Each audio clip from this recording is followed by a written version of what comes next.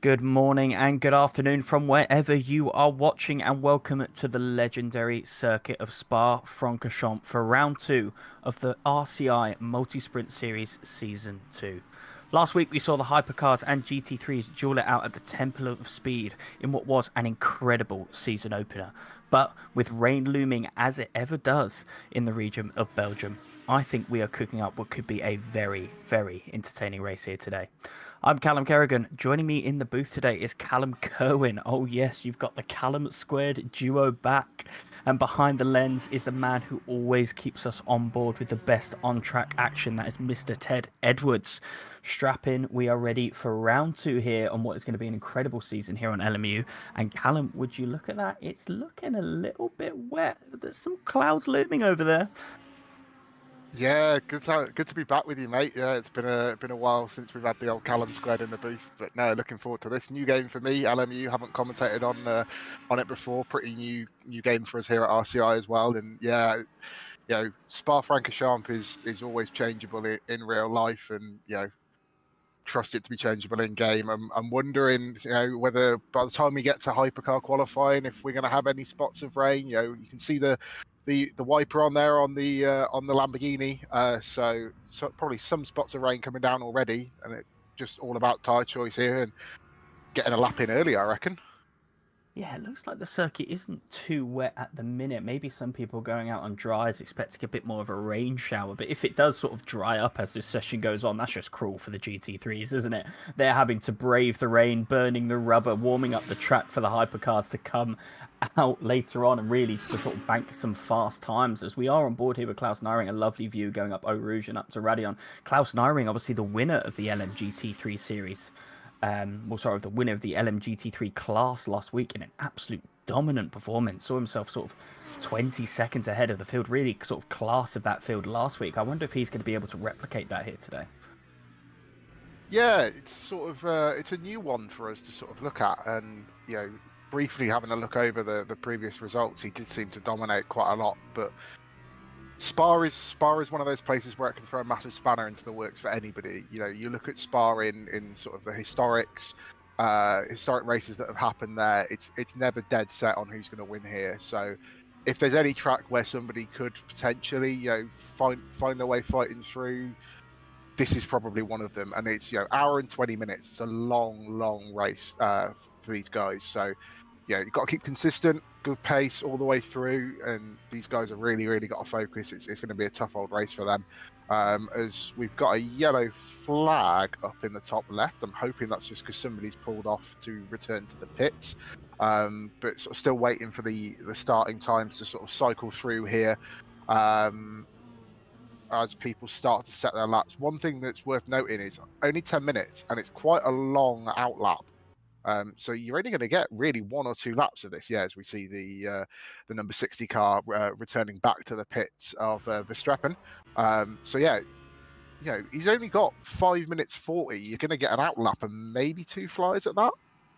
Yeah, Spa being such a colossal track in sort of scale. I mean, I've been there before, and it is just nothing prepares you for walk around this racetrack. It is absolutely massive. Also, we've got Klaus Nyring coming in, finishing what seems to be a very quick lap. They were expecting him to come to the top of the timing sheets in this Lambo. Oh, sorry, rocking the Iron Dames livery, which I always respect, as he just squeals his way out of that final corner, losing the rear end in these wet conditions, coming over the timing line. Is he going to go to the top? Oh, no, not quite at the top there. So invalid lap. No, there we go. It pops up a 227.4 for Klaus Nyring. That is going to be the benchmark for these people to beat another Lambo coming across the line in Zach Vermack. That man was on an absolute mission last week. I think he had a little bit of an instant in lap one and just was driving with absolute anger, flying through the field, and slots himself up into P2. A brilliant lap from Vermack, which now has been topped by Roscoe. Yeah, rain coming down there now, so it's going to be quite difficult to get laps in. So these ones are probably going to have to be the ones that count, I would imagine, as we see a mix of tyre usage throughout. So yeah, I think I just saw actually in the midfield somebody switching from the dries to the wet. So track is only looking like it's going to get worse from here. So if you want to bank a good lap in, you've got to bank it in now. as we see loads of understeer on that Mustang, but managing to hold it just through the final two corners, going up onto the long back straight towards Blanchimont. McDonagh here in the Proton Racing livery car. 2:27.452 to beat, but it might be just difficult now. If the track's in a worse state, it might be that no one can get near that yet. I mean, we've only seen green on the little boxes in the bottom right-hand corners. We're looking at him braking up towards the bus stop, front end dips, as they do quite a lot in GT3 cars. Got a cut and a hit a decent amount of the inside curb. Don't hit the sausages though. Little bit of a squirrel on the way out, and don't run too wide on the exit, otherwise you'll get disallowed for track limit. Comes up to the line, currently sitting sixth with no time competitive. Yeah, 4 seconds off the pace there. It looks like it might already be set for GT3 pole, may I say.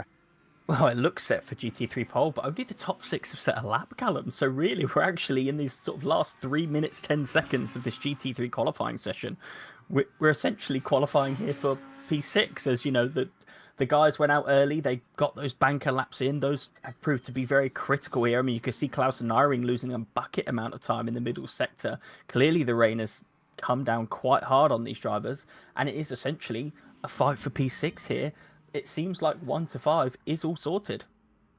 Yeah, obviously middle sector here is the twisty one. As we see, Nyring pulls in. There's no point in finishing the lap if you're so far down. Middle sector here is the twisty one. That's going to tell you the most about the grip conditions on the circuit, you know, in terms of how the cars perform and where you need the grip. That's definitely in the middle sector. As Joe Dorber here comes along in the 81 Corvette, following Aston Martin. I think that was a Rybecky, but sorry, Calatayud there. But yeah, 3 seconds off the pace, 3.5 seconds off the pace there from both of them, and you know, these are quick guys. It's not like these guys to be sort of down the back. You're looking at some of the best people we've got here at RCI that we follow. Lily Armstrong, probably I think the only player here on a controller. It's worth mentioning. So wonder how that's going to fare in the rain. Managing to set personal best, but obviously we don't know where that really compares with the sector times of the quick guys up at the top who set their laps more in the dry. So we'll have to see as she breaks down towards the bus stop here. Yeah, just you can see it there just on the offboard, understeering off that first apex, and then I mean, she clouts the second one. Big snap as they try and put the power down there up to the line. And what will the time be? Yeah, 5.8 off, stays in 10th place. So yeah, Richard Withall also coming across the line, 5.9 off the pace. And yeah, no one's really going any quicker here now. Yeah, I couldn't agree more. The fight for P6 is well and truly on. As we've got Richard Withall, who set a really, really competitive time, P4 for Richard Withall, which is a brilliant qualifying position. But, you know, looking to maybe improve, probably won't because of the conditions. So probably just getting a little bit of testing in. You know, we're expecting wet conditions here. We're expecting the heavens to be well and truly open, as you always do when you head to Belgium. So maybe just getting in a little bit of pre-race practice. We've got Keith Whittle there. That's a father and son duo, by the way, both who race together, which is always incredible to see. I think he's just being followed by Matt Townsend. So if I was these guys, as well as, you know, just trying to put in the best lap as possible, you know, get as far up the field, noting that, you know, the top 5 have got the better positions because of that earlier lap that they got in. Utilize this really just to get a little bit of practice ready for the race and do the best you can. But with sort of this mix of order that you're seeing, I mean, Verstappen's just come across the line, somehow managed to put it in P4 in these conditions. That's incredibly impressive from him. But, you know, we've got the likes of Dorber, Calatayud, Franken, all a little bit further down the order than we'd expect, Callum. And that, for me, it's just making me rub my hands together ready for what will be, I'm sure, an incredible race. Yeah, it's going to make it a bit interesting. So obviously I didn't realize there were 2 Whittles on the grid until just then. Nice to see both of them out. So now, yeah, we see the first of the hypercars coming out. So GT cars on a lap that finished just before 10 minutes. They can finish this lap they're on, if there are any. And the hypercars cannot overtake the GT3 cars on their prep laps. But I don't think we're going to have that problem here now. But obviously all the GT3 field is done. So that's set for LM GT3 pretty much, as we see the last couple come up to the line of Townsend and the Ferrari in front of Keith Whittle. So we'll see what these guys manage to set. Nope, they've decided that's it. We haven't got a better lap time to go, and we'll pull over as Vermaak sets third. I think that's That's a new lap time. So impressive. Either he's just gone quicker and managed to set third place in the worst conditions possible, or as we see Jack McDonagh deciding enough's enough there, and I'm sure he'll be resetting back. The same with Rybecki as well. So yeah, I think that is safe to say GT3 qualifying done and dusted, and let's get on to the prototypes. How are we thinking these guys are going to manage? I imagine they're all going out on wets.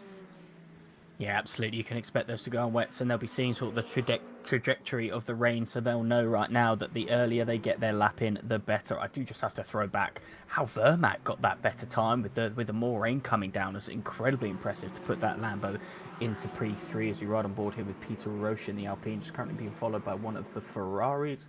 Hoping to get a little bit out of the way, but it looks like Peter Roche is going for a bit of a risk here on the soft tyre. It might not be the better choice. Obviously, our board on the left-hand side here does show us a soft. It could be a little bit, could have a little bit of a game glitch here.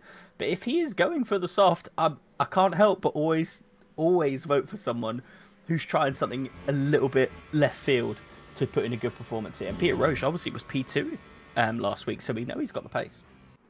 This is too wet for softs. It just showed at the bottom as well. Really Filmwalter and Kevin Boss on softs, and then showed Boss on mediums, but it's gone to wet. It is softs. You're going to get no traction on soft tires in the end. Yeah, immediately pulls over, decides it's not the right idea. But again, wasted a minute and a half pretty much of time in this qualifying session. That's one less lap that Peter Roche will get as a chance to go for it as we jump on board with the Peugeot 9X8.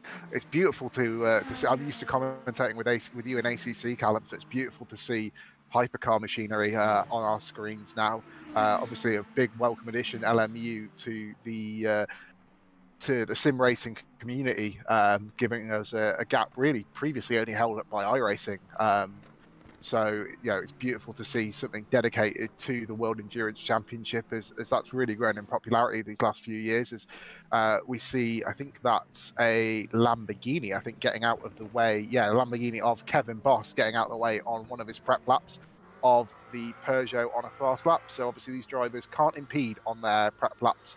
It will get penalised if they're seen to be slowing down other cars that are on the quick laps, as we see Kevin Boss come back past the Peugeot. So clearly the Peugeot not on a fast lap yet, or he's backed out of it. Yeah, he may have just invalidated going through what would have been no-name corner. I do just want to shout out Kevin Boss. Very tactical placement of his Twitch channel there as we were riding on board with him. Kevin opting in the Lamborghini in this series. He was a big fan of the Lamborghini, I think, in the previous RCI races that we've had.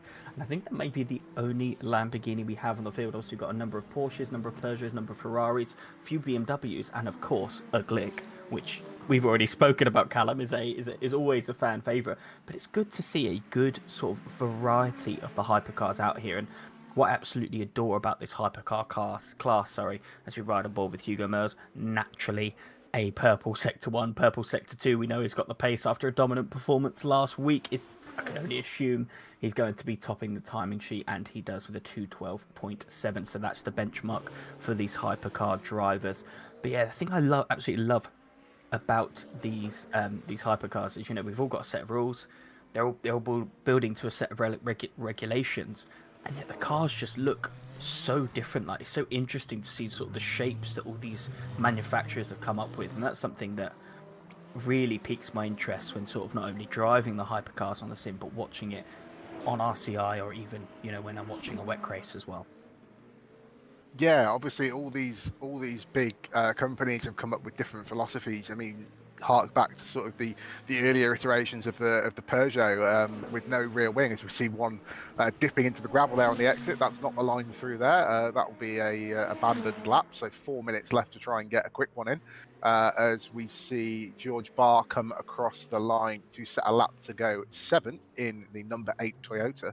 But yeah, you hark back to sort of the earlier Peugeot with no rear wing, purely designed basically to just go quick at Le Mans.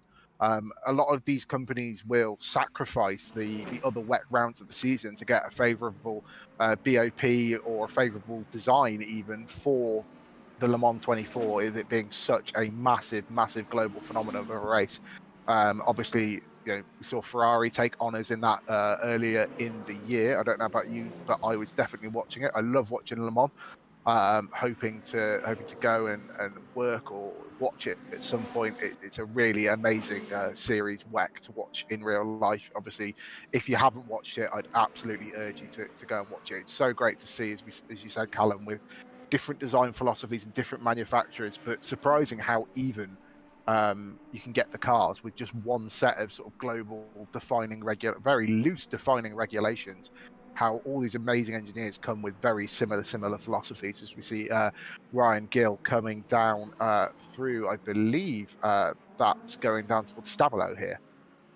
Yeah, through Stavlo 1 and Stavlo 2, not going to be quite as, well, not going to be as flat as you would expect, but you could see it was just understeering into the gravel there, potentially getting the validation. It does look like he did keep two wheels within the white line as he comes now through Blanchemont, foot down to the floor, just using every inch of the track here, hard on the brakes coming into the bus stop. Make sure you don't lock up, hit that first apex, and you want to open up onto the straight here as you run down the, well, sort of the front straight. Sorry, I'm absolutely losing my words here already today, Callum. Apologies. And into the source, Ryan Gill with a purple sector 1 and a purple sector 3 puts him on a 2:14.34, a small improvement for Ryan Gill, taking him into P7.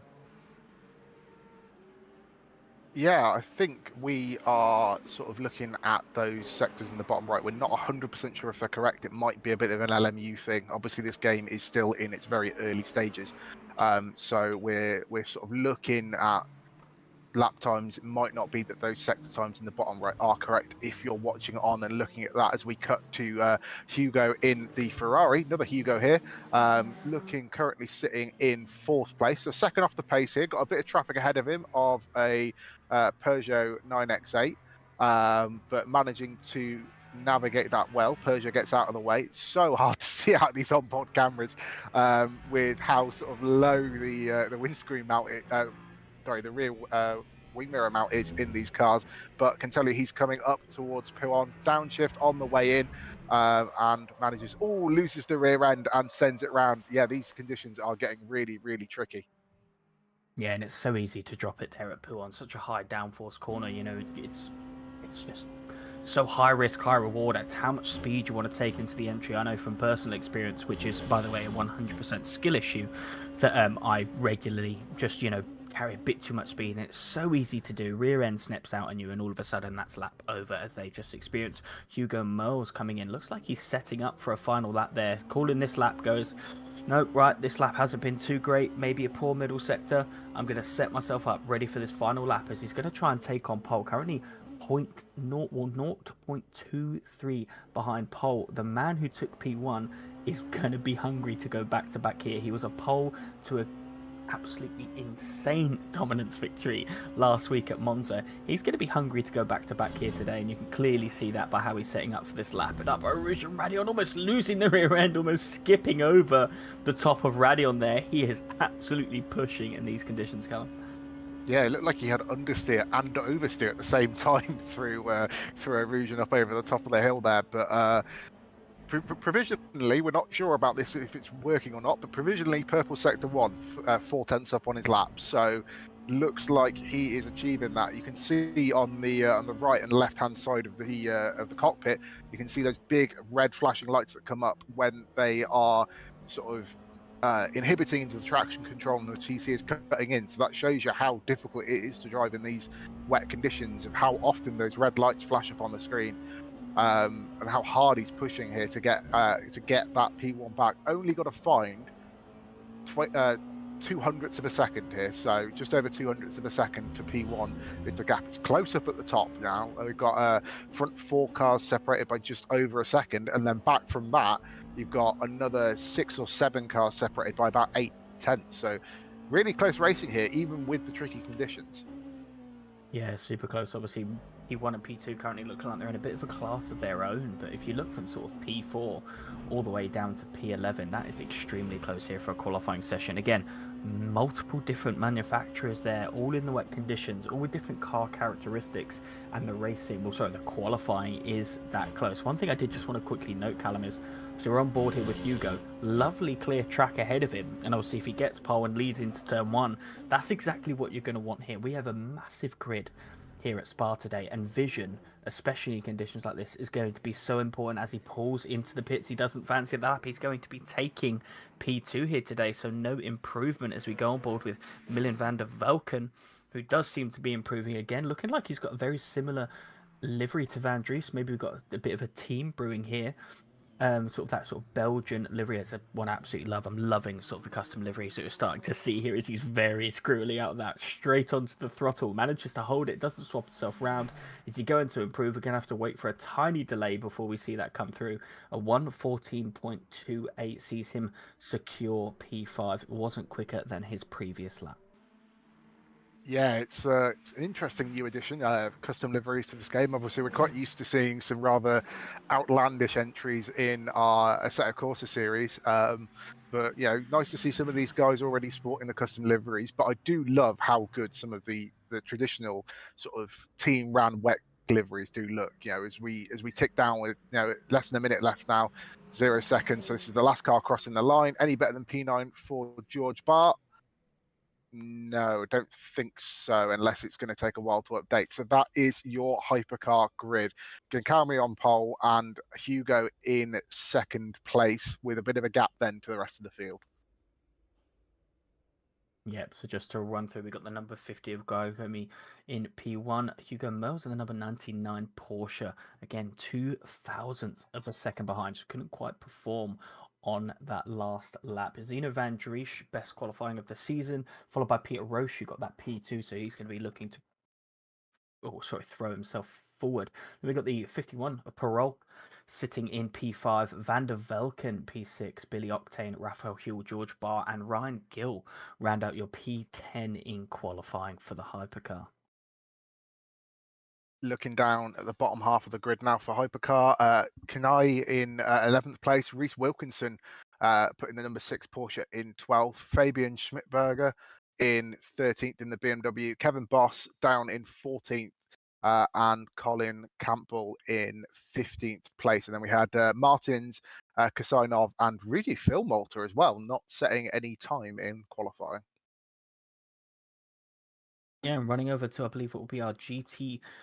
So Klaus Naring goes back to back, a whopping 9 tenths of a second ahead the rest of his competitors. So Klaus is looking at another dominant victory here today if he's able to run away with it like he did last week. He's followed by Max Townsend, Zach Vermack, Theobald Roskam, and Christopher Strapen. That's 5 Lambos in the top 5. Sorry, 4 Lambos in the top 5. Richard Withall with a brilliant qualifying to put himself in P6. Joe Dorber and Carlos Calatiud, those guys were at war last week at Monza, and they're starting side by side again today. Jack McDonough in the 44 Ford, rounding off the top 10 with Rob Franken in the Lexus. And then in 11th place, we've got Vjolta Rybecki, and then followed closely behind with Lily Armstrong in 12th. Keith Whittle, the second half of that father-son pairing, in 13th in the Ferrari. And then Newhard in the Porsche, the last person to set a time in 14th. And then we've got Koga, Villamias, Abisa, Van der Linde, and then Andy Cotton rounding out the top 19 effectively, who all didn't set times in qualifying. Yeah, and just quickly, we'll run through sort of the standings, which essentially were the results of last one. Just quickly, Hugo leading with 40 points. And then we got Peter Roche, Ryan Gill, who was on a mission last week, Hugo Parole, Billy Octane, Nicholas Keller, who's not with us today, Zeno Van Dries, Reese Wilkinson, Jan Yo, who also isn't with us today, so we'll be losing out on some points, and Miguel Martins rounding off the top 10 in the championship thus far.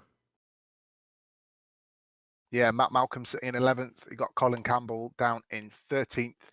Colin Campbell in 12th. Kasainov in 13th. Dika Kaomi in 14th, so good qualifying for him today. Schmidberger in 15th. Raphael Huell in 16th. Nobia in 17th, Lee Kettle in 18th, Kevin Boss down in 19th, and Van der Vecken in 20th. Yeah, and in GT3, Klaus Naring with that dominant performance sees him P1 last week and starting P1 this week. Joe Dorber and Carlos Calatayud, like I said, were at war. They are currently in P2, P3. Zach Vermack with the charge through the field got him to P4. Thibaut Roskam, followed by Jack McDonough. Rob Frankin is currently in P7. Vujatuk Rybecki, P8. Donas Halatel, forgive me if I ruined the pronunciation of that one. And Joshua Newhard in P10 in GT3. Mike Redford sitting in 11th place, closely followed by Richard Whittle, Christoph Verstrapen, obviously George Cogger in 14th, Lily Armstrong sitting in 15th, Matt Townsend in 16th, Andy Cotton in 17th, Chris Van in 18th, and Keith Whittle sitting down in 19th place for the GT3s. And just like that, Callum, we are all said. We're just going to be running through the starting order on screen now. Obviously, it's exactly what we've just gone through, but you can see a couple of the liveries on screen. Currently showing sort of in sort of that default black, but we will see them throughout this entire race. I can't help it, Callum. I'm extremely excited about this. Like, I absolutely love LMU as a sim. Love Spa-Francorchamps. We got a wet race, a potentially mixed conditions race, but at the minute, definitely a very, very wet racetrack. If round one was anything to go by, I'm absolutely ecstatic here for round two. I mean, a wet race, multi-class, Spa-Francorchamps, a decent-sized grid as well. It's going to be difficult for these guys managing, spray, managing traffic as well when it comes round with the GT3 field, as we see Galcome pulling away from the stationary point and going on to the little warm-up, gridding up spot before everyone. So it'll be interesting to see 2x2 here, obviously, as they'll go up towards the line. So you'll have Hugo Merles on the outside. So obviously he's got to potentially, he's now got to get it in his mind, Callum, of, do I cut across and defend the P2 on the inside going down into La Source, or am I focused on maybe trying to attack the Ferrari, maybe try and hold it around the outside? So obviously it's going to be a tricky sort of decision to make, and I imagine he's probably already got that in his head of what he's going to do. As we see, Galcome goes quite early here, so middle of the bus stop, getting ready to go. Oh no, just a little bit of a speed up. I'm sure that's just following the in-game start procedure. So waiting for the green light to come on. Waiting for the long green hole there on the light. Yeah, big long hold here on the light, and away they go. Good start here by the Porsche down the outside. Ferrari looking to defend the position, but Hugo going for a move down around the outside of La Source, as we see. Hopefully they all come through cleanly. 3 wide back there with one of the Toyotas and Porsches coming through, but it looks like everyone's clean away. A little bit of dust kicked up in the background by people wanting ride, but Hugo has got him round the outside of the Ferrari, got him on the exit as they come up to Eau Rouge and over the top of the hill known as Radion, down through the Kemmel Straight for the first time. And it's a huge gap back to the Ferrari as we see him defending from, I believe that's Van Driesch in the Peugeot, looking to go round the outside down in to Les Combes, as we see Peugeot, a little bit of contact down through Les Combes as they come through together, but the Peugeot takes the place now. Yeah, very clean start. And what a move from Hugo there to go around the outside. Zach Vermack looks like he's had some early troubles that could be out up Eau Rouge and into Radion, but he looks like a very sad GT3. It looks like BMW's involved as well. Potentially, let's see if Ted, our wonderful man behind the cameras, can see what's happened there. Zach Vermack currently running in P3 as he comes up to Eau Rouge. He's going to lose the rear like we do see very often. No, it's the BMW that losing. I think that just puts Zach off. That's P2 and P3 off the racetrack. Zach keeps it on, comes across and gets collected by the BMW. The Ford gets involved there. That's a massive 4-car collision. Multiple people potentially up this race early. What was clean in the Hypercars, it looks like we've had a not so clean start in the LMGT3s. Armstrong's been involved, so that controller feeling even worse, sadly, as it stands. But both of them trying to get the car back, get into the pits and repair this and keep going on. Drama early on in the GT3 race, Callum. Yeah, it reminds me a lot of that. Was it Jack Aitken who had the crash in the Lamborghini over the top of Eau Rouge, where he just lost the back end and then was sort of sat there waiting to be collected. It's a horrible position to be in, and I imagine quite scary for some of the cars behind. Yeah, you're coming through and just see a car sat there. There's nothing Lily Armstrong could have done there to avoid that span out Lamborghini. You just don't see it at all, as we see Ryan Gill trying to get racy with Huell up ahead of him in the other Porsche, number 5 versus the 397 of Ryan Gill. Van der Vecken ahead of them as well. So three-way fight here for what is going to be 6th place. As they come down in the Ryan Gill ahead of the number 5 Porsche. Now as we come down to through the bottom of Eau Rouge and up towards over the rise at Radion here, we see the front of the Porsche just washing out there as he comes through Eau Rouge, struggling really with the understeer in these wet conditions, as I'm hearing in my ears from Ted that Townsend has DNF'd in the BMW. So even though that, you know, it's only a hit into the wall, big probably damage for that car, and Andy Cotton involved as well. Miguel Martins didn't start as well. We're just scrolling through some people here who didn't take the field. The Glickenhaus, Callum, not out for the start of the race. Well, now I'm just deeply sad, Callum. Thank you for that one. Thank you for reminding me that the Glick is now at this race. It looks like Lily Armstrong has been able to get past Vermac in his pursuit to the pit lane. He's going to refuel. Not sure he's going to be able to sort of take a full tank of virtual energy or fuel to get him to the end of the race. Obviously, this is a 1 hour and 20-minute race, so he will most likely have to box again, but really thinking more around damage limitation here, making sure he bags points for the rest of the season. As he ride on board with Gino Van Dries all over the back of that number 50 Ferrari. We saw him get racy into the Les Combes chicane. A little bit of contact, but we did see Van Dries get ahead in that. Whether he let him back through, thought it was unfair, and now is just trying to fight this out fairly, or the number 50 got repassed Van Dries. We are unsure, as the 50 clearly pushing as he runs wide into the second Stavolo. So dust is starting to settle, Callum. Now we can start talking about what strategies people are going to do. How long are they going to run into this race? A couple of wipers have stopped and a couple of wipers are still going. Are we going to see this start to slowly change into a drier race? Yeah, it's a difficult one. Obviously, the wetter it gets, the less fuel or virtual energy you would lose. So you'd think the longer you could go into the race. But if it stays in this sort of medium greasy phase, there is still enough grip on the wet tyres to use a decent amount of virtual energy throughout the lap, as we see Georgie Barr here getting overtaken down the inside there by the Peugeot, and just about holds it at the apex and runs out wide for the exit. And then, you know, now George's got to be thinking here about getting him back along the Kemmel Straight and down into La Source. So two by nearly nose abreast they go through. George nearly cuts the inside of the top part of Radion. Yeah, so yeah, I'm hearing in my ear that he did there as he runs down the outside. Peugeot's going to defend it, going into the top half of the racetrack here as we come into the second sector, sort of going towards Pouhon as well. This is going to be really close. They're going to be fighting all the way through the middle of the racetrack here. But going back to your point about strategy, it's going to be difficult for these guys. Obviously, with changing weather conditions, it's going to constantly evolve what the optimal time and amount of fuel to put in is at a pit stop, as we see the Peugeot running wide there, bit of understeer through the mid corner, just didn't really have the nose on the turn in there, nearly collides with the Toyota as they go down towards Pouhon. No one's sticking a nose at the inside of Pouhon yet, so it can't be that dry, but I'm sure we'll see it if it does dry out a bit later on in the race. But yeah, it's going to constantly evolve what strategy is the best for the condition at that point. So it might see a few of these guys pit away, but speaking of someone who probably doesn't need strategy at this point, Hugo Merles, 5.2 seconds in the lead, and we're only 6 and a bit minutes in. I think he could just pit when he likes. Yeah, clearly flexing his muscles here in the early stages of the race, as he did in Monza, working that Porsche absolutely beautifully. Obviously, has to be said, you know, they have been battling. We've just seen Van Dries has got ahead of the number 50.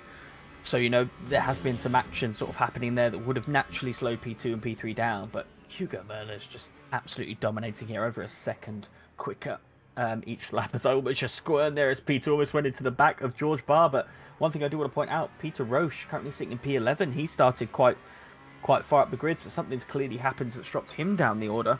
So I'm excited to see him fight back through, probably driving with a little bit of anger to try and gain those lost positions back. Clearly trying to get past these squirming positions as George Barr gets back up the inside of the number 94 Porsche Peugeot, sorry. And yeah, lots going on, Callum. I'm quite literally lost words. It's quite difficult, isn't it, with from a commentating's point of view, to spot out the cars in terms of not having custom liveries. I don't know about you, but I find it quite easy when they're all sort of in different liveries that they design themselves, and you can sort of get to know them. But it's quite difficult seeing the standard sort of WEC livery. It's nice to see some of these guys as the Peugeot goes down there. Wow.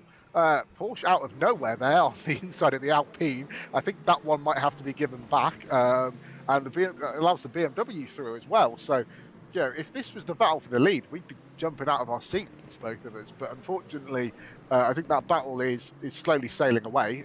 But yeah, really close battle from sort of Galcome backwards. Really, you can sort of see, apart from the gap between 8th and 9th, everyone's only a couple of tenths behind each other. So nose to tail as we cut to that battle for third place here, second and third place, as we see the Ferraris going side by side through Les Combes.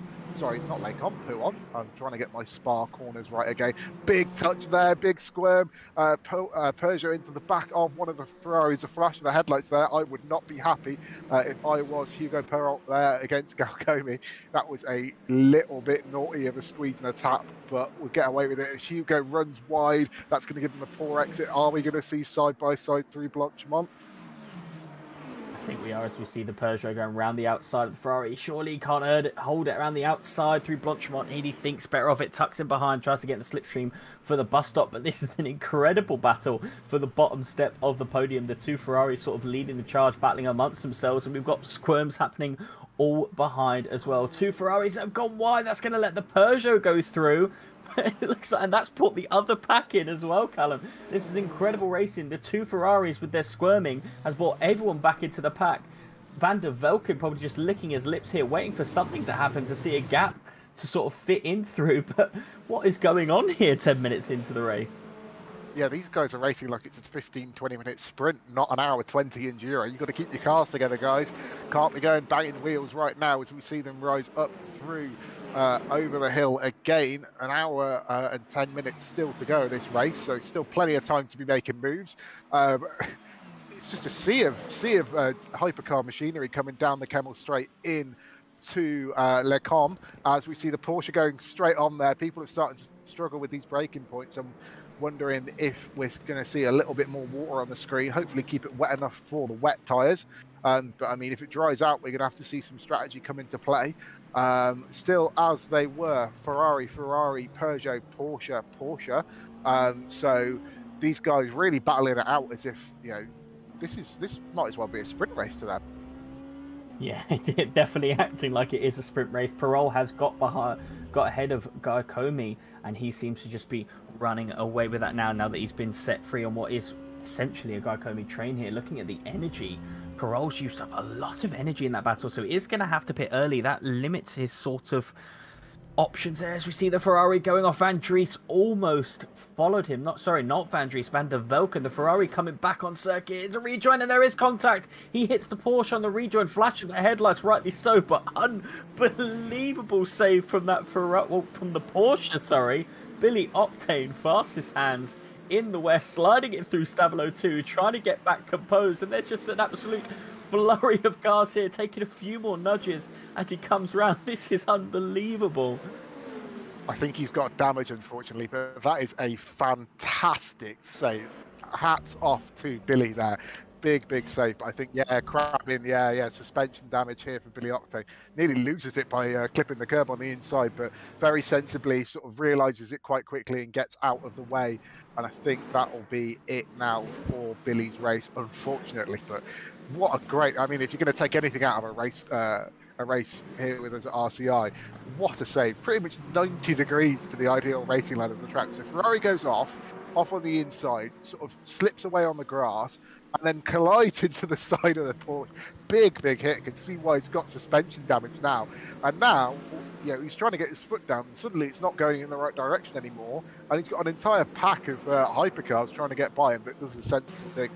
Realizes it quite quickly, pulls over to the inside, has a touch from the Alpine there, which is unnecessary at best. We do see him going up on the stand, so hopefully he might be able to see if he can get that fixed. But even if that was sort of going out there, but wow, what a save as we cut back to a GT3 fight. We always forgot these guys were in the race, but no, Joe Dorber in the Corvette looking to sort of try and get himself up ahead of the Aston Martin coming down towards Blanchimont. Hopefully there's not much of a touch this time. Can't go 2x2 here in GT3 cars, not in these conditions yet, but sort of line yourself up for a move down the bus stop. Will the Aston defend it down the inside? No, holds on to his sort of ideal racing line, but really close. In the Ferrari getting right up behind him, that number 60 in the background of Verstappen. So this is with Calatalou for the P3 position. Sorry, Lamborghini, as I'm being corrected. That is my fault there. Wrong Italian manufacturer. Goes down the inside of turn one. Joe didn't cover it off. A bit of door banging side by side here through La Source, coming down towards Big Squat from the Lamborghini. This is really great racing between both classes here. Yeah, and I'm getting a bit of deja vu as it was Dorber and Calatayud who were fighting tooth and nail at Monza, which I think Dorber just got the better of him in the closing stages of the race, and once again they find themselves side by side with Christoph Verstappen joining for company. Look at this.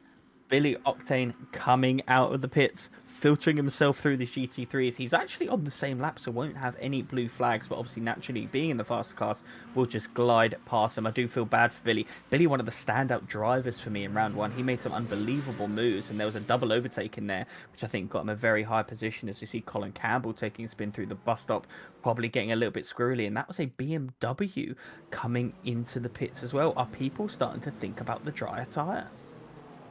Yeah, I mean, well, we're seeing incidents here. Lost it on the curb, yeah, just running onto the green AstroTurf on the outside with the outside wheel, dipping that on there, and no grip out there, whether it's wet or dry. Very difficult part of the circuit. I mean, we're seeing incidents, but maybe these guys are thinking dry tyres. I'm not seeing as many windscreen wipers as we had before, and there's not really much spray to look up. Leading 5 in both classes are still on wet, though.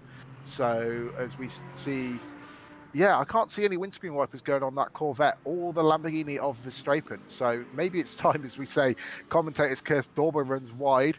Calatayud's trying to think that he's trying to get away. As we see, Billy Octane has come back out on medium tyres. So will this be the catalyst to sort of kick off the medium tyre runners and try and get them in the stop? I don't think you can do an hour and 5 minutes on a full tank of VE though, so might be that they have to do a little bit of a splash and dash on the end. Fabian Schmeidberger is just pitting. We'll have to wait and see what he comes out on. Try and have a look as he goes past. Softs, I'm being told in my ear. Yes, as it shows up. So soft tyres for Schmeidberger. Maybe anticipating more rain later on. We can't see that here up in the comms booth. We don't have a weather forecast system available. Neither do these guys in the car. So it is purely having to live in the moment for them. But, a bad pit call here by Hugo Morales in first. This could bring maybe a bit of a fight back in for P1 in the LMG field. I know it's 10 seconds, but 10 a lap on the wrong tyres at the wrong time could cost you easily more than that round here. Yeah, you're absolutely right. And really what you want to see is a couple of people take a gamble. Like, does Van Dries, take a gamble and go onto those slick tyres, try to get a bit of that gap to Hugo Mills. For me personally, I'd like to see the number 50 of Guy Comey. Started in P2, has had a rough first stint in these wet conditions. Maybe could use the mental reset, come into the box, put a set of slick tyres on, be that soft or a medium tyre, and just have that mental reset, come out and start just running your own race. Bit of clear air, not involved in the fights. That's what I'd be doing if I was in Guy Comey's position. But this is where it starts getting interesting, and this is why I absolutely love this kind of endurance racing, Callum. Sort of the mix of strategies. Like, a lot of people probably haven't practiced in dry conditions. This could be everywhere right now. It's very, very, very exciting. Yeah, we'll have to see sort of how this plays out. I'm unsure exactly on the fuel strategy, having not raced in these LMU cars before. So we'll have to see how it all plays out as we're seeing the start of lap traffic coming into play now, as it's zoomed in on Gaicomi, but Gaicomi is not there. So hopefully no issues on that side of things.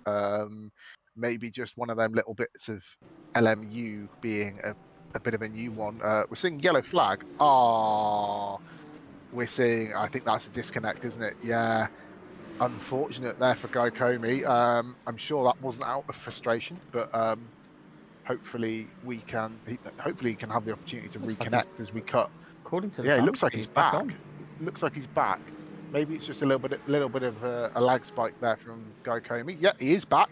Yep, he's behind the Porsche here of Reese Wilkinson, going round the outside of some GT3 traffic. That's Lily Armstrong, I believe, in the Team WRT BMW. So yeah, we are looking at Guy Comey being back. I think now, I agree with you. I think pit onto a soft or a medium, and just sort of see where the race takes you. If it is dry enough, I'm not seeing a lot of spray being kicked up by any of these cars. So, windscreen wipers, you can see on all three of them GT3s still stuck together. Calasso, Joe Dorber, and the chasing Lamborghini behind. These guys. I think you could be shouting for dries. We'll have to see how the lap times of Schmeidberger and Octane are doing. But Schmeidberger has gained 10 seconds on Boss since the stop. He was 45 seconds behind. He's now about 35. So Hugo is in. Maybe we'll have to see what he comes out on. But I can only anticipate with an hour and 1 minute to go that this does have to be for dry tyres. Yeah, a few people coming in for dries, and though I've just been talking about hopping onto the dry tyres, I actually think you're a touch too early. You can't do a full stint right now on the VE, I don't think. I mean, you will be running slightly slower lap times, you will be using a lot less fuel in these conditions. Hugo Mel's coming out for the medium, so there are some people risking it in the dries, and more importantly, the race leader has done that. And Ryan Gill, who's running in P5, also coming out on mediums. We have the Peugeot also coming out on a soft tyre, so the slicks are seeming to be fast. A lot of people opting for that, but now it's a game of can you run to the end of the race with that 100% virtual energy as it stands.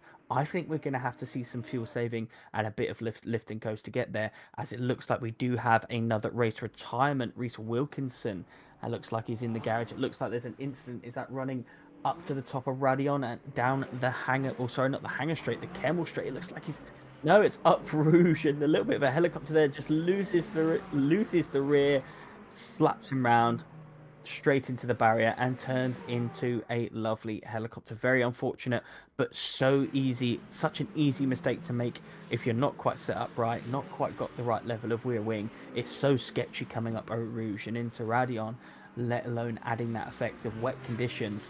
Going into a drying track, your tyres are overheating. Such an easy mistake to make, and sadly that's happened for Reese Wilkinson in this race.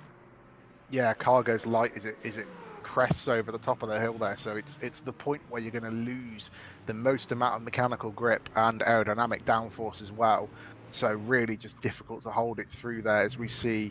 I was about to make the argument when you were talking there about Van Driesch.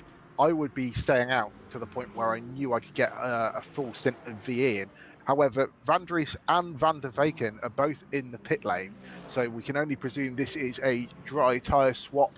He's seen what Hugo has done and decided to copy, as we see Raphael Huell stopped in the pits, not up in the air, so presuming that's part of the normal pit stop, fueling up maybe, ready to go out. Obviously these guys, yeah, he's raised up now to change tyres, so I'm imagining these guys are all going to be pitting onto dry tyres. But yeah, maybe if you're Perel or Barr or Gaicomi, now you've seen what the leader's done, and you go opposite. You've seen that the top sort of top two have decided to pit.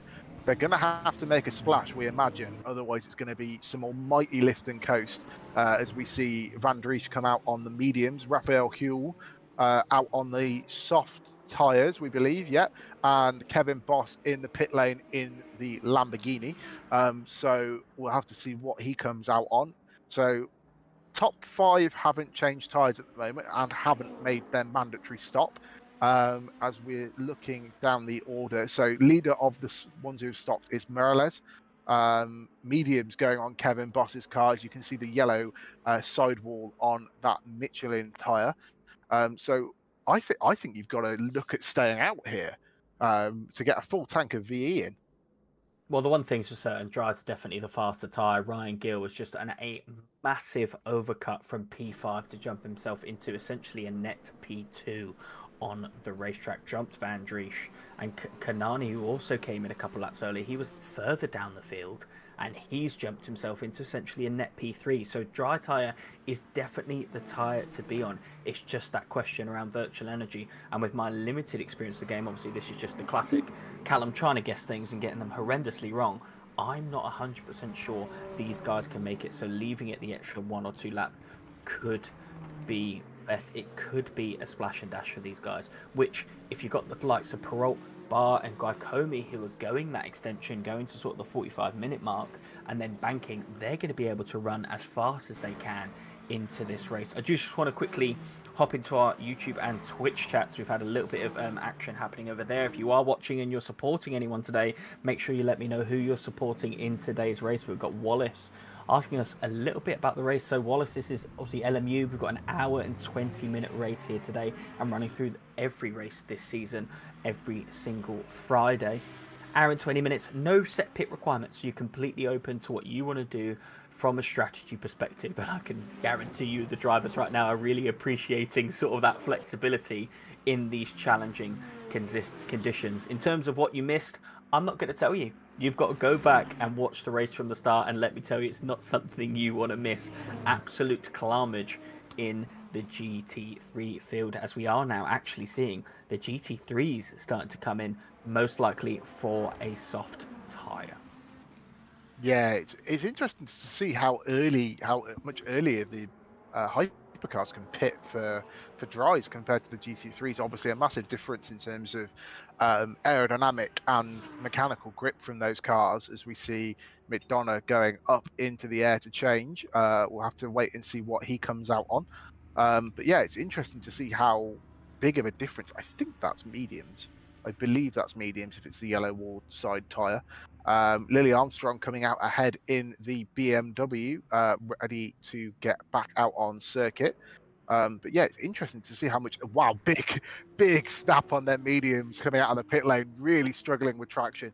Obviously, got to get these tyres up to temperature, which is going to be difficult to do with a damp track here. We'll see as the Ford struggling as well. All these GT3 cars are going to be struggling for a couple of laps while they get these tyres up to temperature. But yeah, the hypercars are able to pit a lot earlier.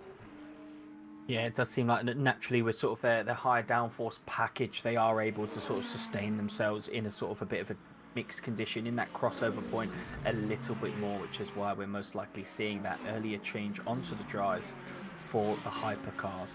What I do want to quickly do is just give a quick bit of love to our partners, the guys that support us week in, week out to host these races.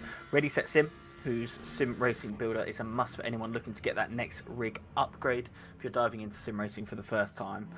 Or you can design, they install, and you race without hassle with the RSS bundle. I do realise I'm doing this while we've still got this Calatiad and Dorber battle, so if anything happens, we'll make sure we jump back in. Moser Racing, who need no introduction, a leading provider in the highest quality is Dorber, goes a little bit wide there.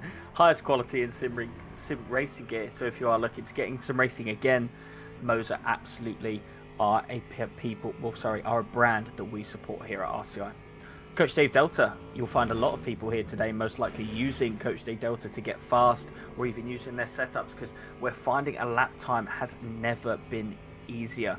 Providing the highest quality setups and data analysis and optimal racing lines across multiple sim platforms, including ACC iRacing, LMU, which we're on today, and GT7. If you're seeking an extra second or an extra 10th, Coach Dave Delta has your back. Greenman Gaming, who has been absolutely shafting my bank account, but thankfully not as bad as buying it on a normal service, as they offer premium games at a much more discounted rate. My other half has been buying from their store constantly, especially for games like Red Dead 2 and The Witcher 3, something even if you're looking at, you know, games like that, NAC Evo, Green Man Gaming are the place to go. And Primax, which is actually our newest partner here to RCI, who deliver class-leading clarity and resolution with its range of VR headsets, as we see one of the Porsches lapping Rob Franken.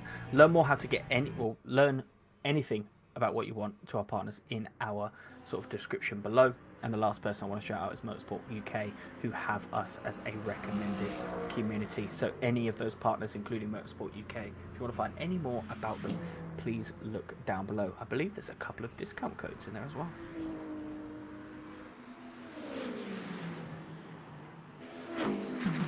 So look, going and Yeah, I think very, very generous from those companies. Obviously, it's great to have so many people here supporting RCI as well, and a big one obviously being the MS UK certification, as we see Van Driesch back down in 9th place overall. We're looking yellow flag here, some kind of incident, and it's Mick Donga just come out the pits on those cold, dry tyres. So presuming he's had yet another incident up Eau Rouge for the GT3 field. As we're cutting back, yeah, big snap, cuts over to the inside.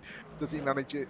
It looks like he was fairly clean on the entry, as we see the car zooming back to look at the replay. Let's have a look on board here. How much opposite lock does he go for? Yeah, all of it. Full steering lock one way, full steering lock the other. Looks like he's managed to keep it. Yeah, did keep it out of the barriers. Did he manage to avoid all the other cars? Oh god! Oh, whoa!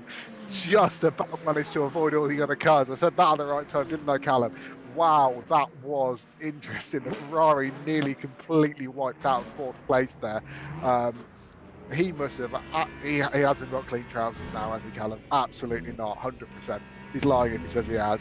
Comes over the rise and just sees a Mustang GT3 part there. Great reaction time to just get out of the way there.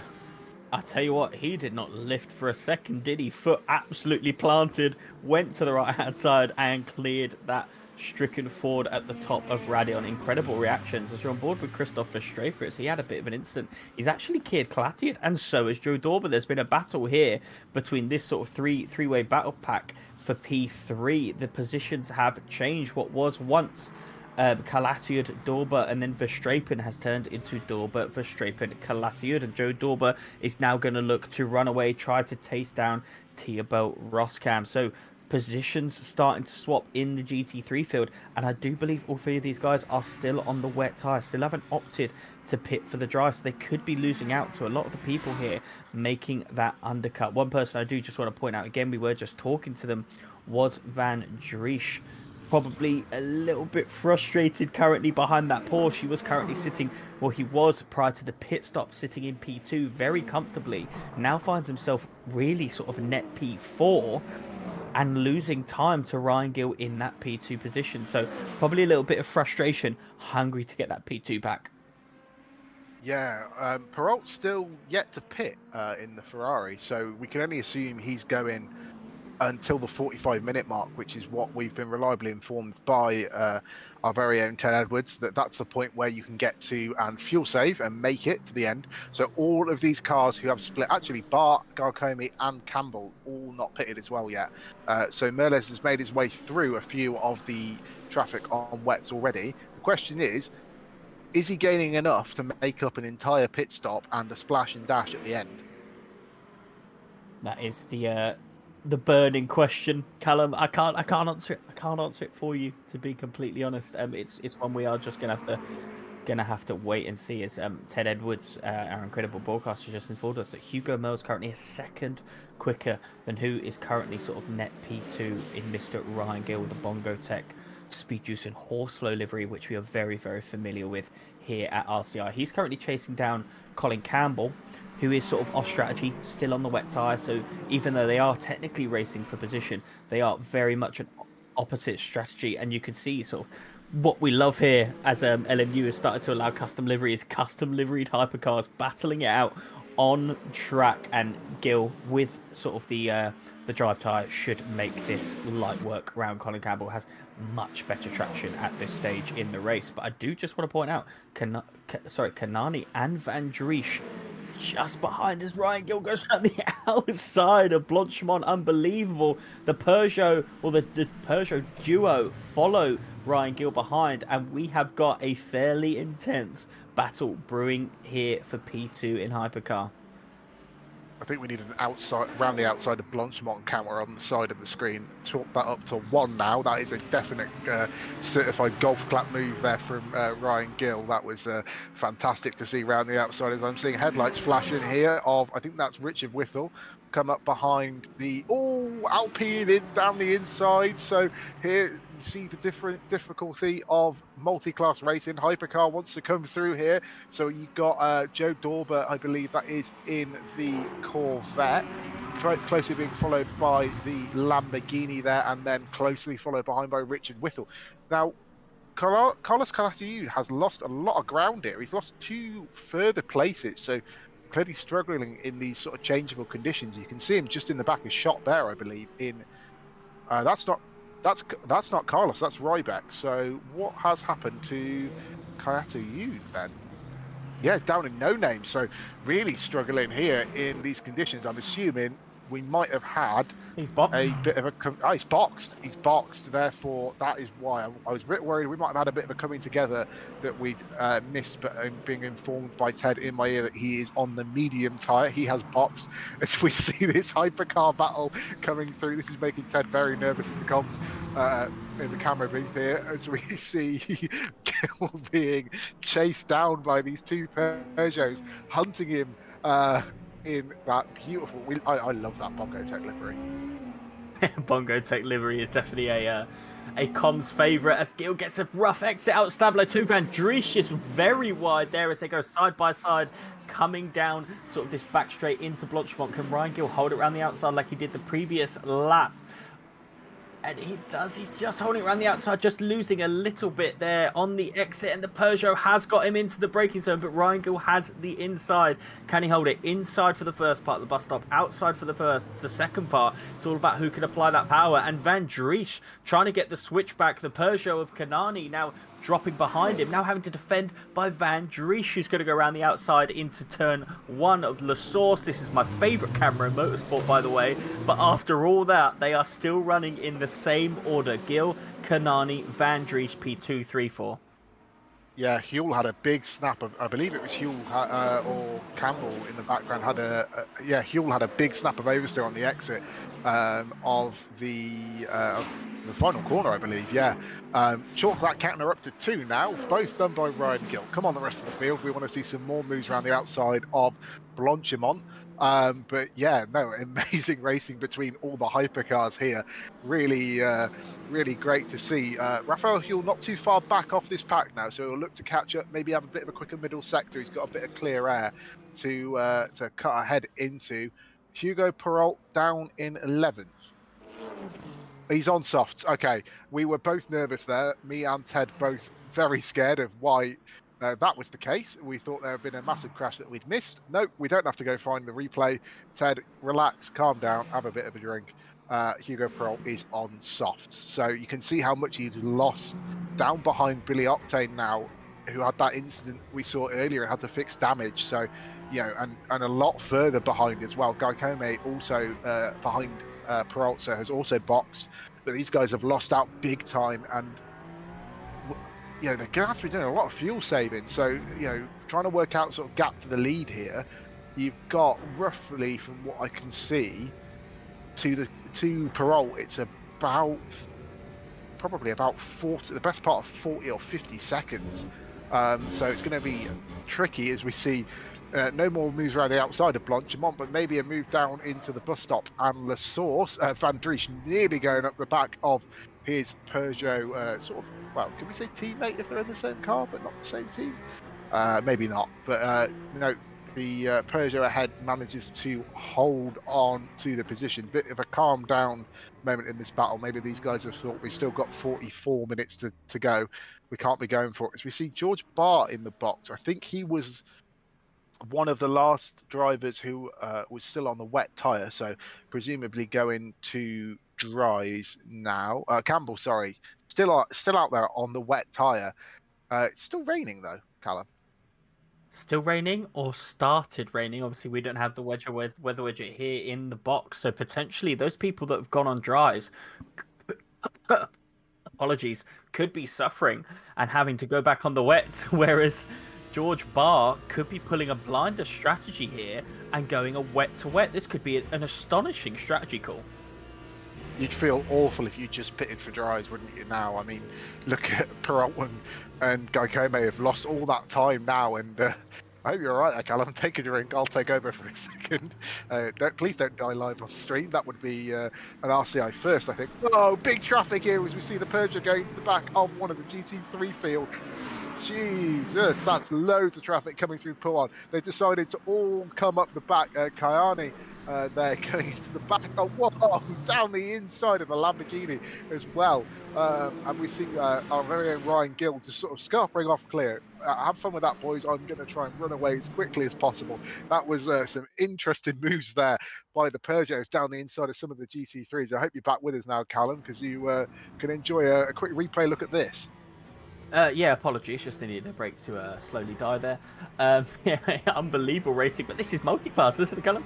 This is multi-class racing. The hypercars in an intense battle for P2, trying to get through. An unbelievable set. I think he does slap and a save there from Kanani, trying to dive it in on the Lexus there. And it looks like, he's going past Whittle and up into Verstappen. Is he going to dive Verstappen? He does. He's like, there is a gap.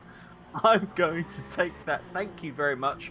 Not how we want to see not how we want to see multi-class racing usually here on RCI. You've got to make sure you're giving people ample room and you're side by side. But nonetheless, everyone's made it through. Everyone's safe. A lot of people going off track there, and I do think that's a staple to this track starting to get a little bit wetter, Callum. Yeah, I mean, we might be seeing conditions changing here, but Peugeots aren't hanging around. They're getting things done as quickly as possible, even if it means a few Daniel Ricciardo-style sends. We're obviously a community here that doesn't agree with I got to the apex first, but Kayane ahead of his fellow Peugeot as we cut back to Joe Dorber has dropped back, I believe, a little bit. Down in 7th place, so he's been dropped by Ryback. He's still on wet tyres, but yeah, been dropped by Ryback and the Lexus of Franken as well. So that Lexus is doing well now, coming up the field and making its way through as we try and find out what happened to Joe. Yeah, just going down into sort of through Piff Path. Well, this is now up Eau Rouge as we're just trying to find sort of the replay and what happened to Joe here, leading Christopher Strapen at this point in the race. And there could have been an incident that's seen him back to P2. From what I understand, I haven't driven the Corvette yet in the 7. He just gets tagged by Verstappen on exit. Clearly, Verstappen, thinking he's got a little bit more grip in that Lambo, just tags Joe Dorber, and that sends Dorber sort of a half spin, losing about 4 places in the process. But, I've said it a few times, I'm probably going to be driving in a bit of anger as we ride straight on board with the battle for P3. That's Van Dries getting up the inside of sort of Kanani here into Blanchimont, now going side by side, a couple of taps, trying to get through the Klaus Naring, the leader, and Gill's gone off. Gill's gone off.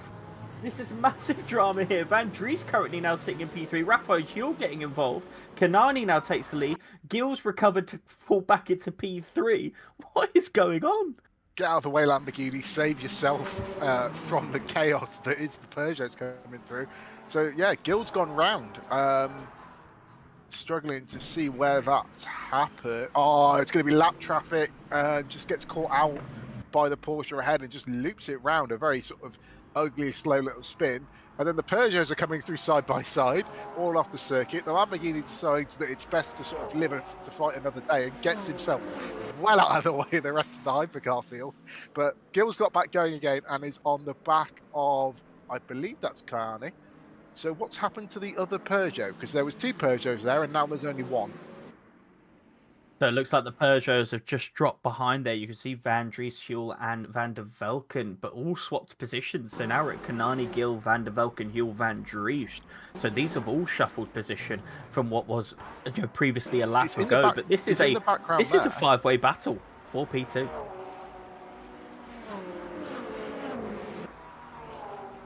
He's slow there. We're seeing some interesting replay things going on the Ryan Gill end. So time to check his internet connection. But yeah, he's just sort of was slow off the final corner, wasn't he? And just didn't really get away. Yeah, Whether that Vandrews, was he went wide into the bus stop and he had to rejoin the track, so naturally didn't get the as much of the rear tyre grip because he couldn't take the natural racing line. Has lost himself out to fall into P6 at the end of this battle, and now fighting Raphael Huell to try and get back up to P5. Campbell's still holding it out there on wet. He's gained 5 places, but he's obviously going to lose when he pits. So, but the question is now, is the track going to come back to the wet tyre? So, you know, you're looking at the lead of the GT3 field. Nyring hasn't pitted either. So, and, you know, very, top 7 of the whole GT3 field haven't pitted. So it was Nyring we saw getting himself out of the way of that battle between all of the hypercars, battling it out for sort of the lead, as we see Colin Campbell off the circuit in that lovely liveried Peugeot 9X8. I wanted to say 963. I don't know why I'm getting Peugeot and Porsche confused, but we'll see what happened with that as we just cut through to find the replay. There he is around. I think, yeah, it's going to be by himself. It's going to touch a little bit of the white line on the way in, and it's just going to send it round. So still slippery around it, manages to get it going and out of the gravel, but I'm wondering if it's going to come back to the wet tyre here. Could Campbell have pulled a blinder? Campbell could have pulled a blinder, but George Barr has also pitted again for another set of the wet tyre, so he's clearly going for the wet strategy here. Colin Campbell not pitted thus far. Those two are going to be the guys to watch out, as we do have the leader of GT3 finally coming in. It seems like the GT3s have been able to go a lot longer before boxing here, or taking a lot longer to choose what their optimum strategy is at this point. I'll be interested to see what tyre Klaus Nyring goes on as we ride on board with the leader, just absolutely leading by what feels like a mile or an eternity at this point. Hugo Mills, another dominating performance here at Spa-Francorchamps. It looks like he's going to be going back to back, and it's going to be difficult for anyone to dethrone this man in this championship. 38-second gap back, and fair play, the sort of Peugeots behind him and everyone has been fighting, but 38 seconds back to the rest of the competition, and we've still got half an hour of this race to go.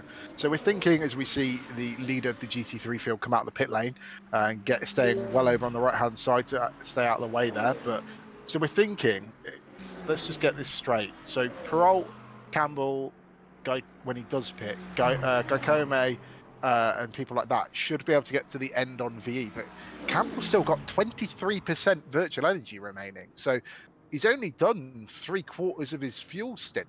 So how far can he go? Maybe some of these guys up the front can get to the end. Yeah, I'd be looking sort of the higher points of the virtual energy there for the people that clearly feel like they can go to the end. So there's a couple of people in the 70s, but a number of the people already used half their virtual energy, and especially in the, well, you can see here on the right-hand side, the energy bar there, Colin Campbell starting to run out into sort of the low 20 mark. But there is definitely going to have to be some splash and dashes, particularly from the front of the field. This has been not only a race where we've seen a lot of action on track, and it is definitely wet. It is definitely wet on circuit right now, so people may be looking for a set of wet tyres, but this is starting to become a real strategical sort of battle here, as we're on board now for P3. We've got Kanani followed by Gill, followed by Van der Velken. That was Gill getting back past Van der Velken there for P3 to go back on his pursuit for Kanani. We do quite literally have a sort of five-way battle here for P2. Hypercars all 2-3 tenths behind each other. This is extraordinary, Callum. I feel like there's about 5 different races going on circuit. You've got Campbell off on his own race, sort of trying the no stop effectively, and maybe just going for a splash and dash at the end and just taking fuel and no tyres. You've got these guys battling 7 bells out of each other and swapping positions constantly. We see the Peugeot running wide through the first part of the Fangio chicane. So Gill managing to close up a little bit, tiny bit of a slide, but he's going to be close through Blanchimont. Might be time to tick up the overtakes through Blanchimont, counter up to 3. We'll see here as we cut on board with him. And then you've got sort of the GT3 field having sort of their lead fight as well, not really having too many pit stops over there in the top 7. But yeah, I feel like it's hard to keep track of who's where. It's sort of loads of different races going up. Gill closing. Peugeot goes defensive to the inside, squeezes Gill under braking, and he just decides to follow his way through here, try and get a better exit. Peugeot clatters the curb on the inside, so Gill is going to get maybe a little bit of a run here. down towards T1 and La Source, coming towards that favourite camera of Motorsport. Gil round the outside. He's going to hold it now, not run too wide on the exit, get it straight and get a good run down to the chicane up towards Eau Rouge and Radion. Yeah, being pushed right out to the left. Is he going to make a move into Eau Rouge? And he does. An unbelievable move from Ryan Gill, getting the exit out of La Source, getting that run all the way into Eau Rouge. But now Kanani is tucked up behind him down the Kemmel Straight. He's looking into the inside. Who's going to be braver on the brakes? It is a much wetter racetrack, and Kanani absolutely sends it. Is he going to find the apex? He does. How has he managed to stop that race car? I have no idea. But P2 swapping positions again, and Gill going into the back of Kanani there, just losing sort of bit of focus coming out of the Lecom chicane. Van der Velken trying to have a look, and Van Dries going around his teammate of Van der Velken. This is unbelievable. I can't even keep up with what's happening here, Callum. And if I'm sort of Raphael Hewell, who I believe is sitting in P6 at this stage, the track's getting a bit wetter. They know that they need to pit again for a little bit of a splash and dash. Do you want to try maybe going on to another set of wets and trying to undercut these guys? Yeah, so these guys all on dry tyres, so they are going to be struggling more and more as more rain comes down. But we have got to the point now where there's probably a little bit, wow, Huell really pushing going onto the gravel there. There is probably a little bit more temperature in the track, so the dries are going to manage it a little bit better, even though we have still got spots of rain on the windscreen, as Huell is going to try and get the almightiest of slipstreams coming down towards Blanchimont and the bus stop. We're seeing GT3 traffic. Get out of the way, save yourself a game, Beamer. Big crash. That's the leader of the GT3 field. That's the leader of the GT3 field involved with one of the Peugeots. I think he's not technically the leader at the moment, but obviously he has stopped. He was running P1 pretty much the entire race. Nyring is going to be, I think, probably out the race. That's a massive hit by one of the Peugeots through Blanchimont up the inside here as we cut back to see a replay. That drama all the way until the end. Van der Velken just trying to go up the inside at Blanchimont, trying to follow Ryan Gill and finding Klaus Nyring, trying to hold his racing line there. That absolutely just throws Nyring at a rate of knots into the barrier. Probably didn't want to retire, but we did see a wheel come off there, so forced to retire. Look at that pace he goes into that barrier. That Lamborghini is destroyed. Very unfortunate. I mean, Klaus Nyring is going to be absolutely fuming at that one, leading the, well, not currently leading the race, but net leading this race by quite a margin, and finds himself into the wall at no fault of his own, in my opinion. Yeah, he's got unlucky there. That's what you like to call an ambitious move there by Van der Velken. I don't really think that was on. We can see why he's tried to do it. Obviously, he wants to keep sort of pace with the other hypercars in front, and it's such a slower apex speed that the GT3s take that, you know, it's, if he'd have not done the move, he would have been a lot further behind, but he's actually lost out a load of places by doing the move anyway. So hindsight is sort of the biggest thing here in racing. Yeah, Nyring obviously DNF'd. Doesn't matter.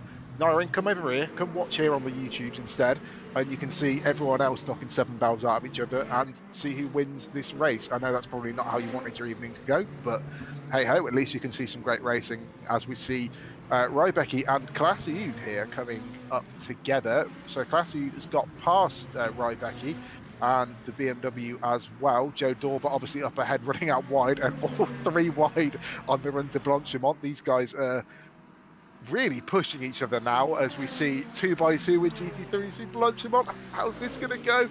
One of them going to back out. Dorber at the inside of Klaasuyud there. So they're pushing each other off. Side by side, pushing each other off the circuit. Dorber keeps the position there, but yeah, both didn't make the corner. Very Verstappen-esque Brazil 2021 move there. I think Dorber defending for his life and just understeering into sort of Rybecki there, both going in straight into the box. Or was that Klaasuyud? Sorry, who we know had boxed just Dorber earlier. I think it was Rybecki coming into the box, so that was Dorber actually fighting with Klaasuyud in that battle. And interesting enough, I think Klaasuyud had boxed a long time ago. So this strategy that Klaasuyud has gone on has jumped him right up the order. Dorber, Roskam, Rybecki, Whipple and Franken all in the box. What tyres are they going to take? And can they catch up with Calatayud, who I believe is on a dry tyre at the end of the race? And Gill's off the track as well. So we've got more drama in this fight for P2. I genuinely can't keep up at this point. Kevin Boss has taken a Is the spin. track too wet for Ryan dries now? Gill has made a mistake. It looks like it could be up into Radion. Does he lose the rear? Little bit of a snap. No, he holds it through there, and he's going side by side with Kanani into the Lecombe chicane. Does something happen? Kanani covers it. Ryan Gill coming through the Lecombe chicane and just loses the rear there so easy. You're trying to carry such a high medium speed through that corner to try and, it's all about the medium speed corners in that section of the racetrack. Just carried a touch too much speed, loses out massively for himself, finds himself now in P6, but we know Gill's got the pace to start chasing down that P2 again. Thankfully, didn't find the wall in the process. We had another yellow flag there. I'm not sure whether Ted's going to have to go looking for another incident, but it's gone green now.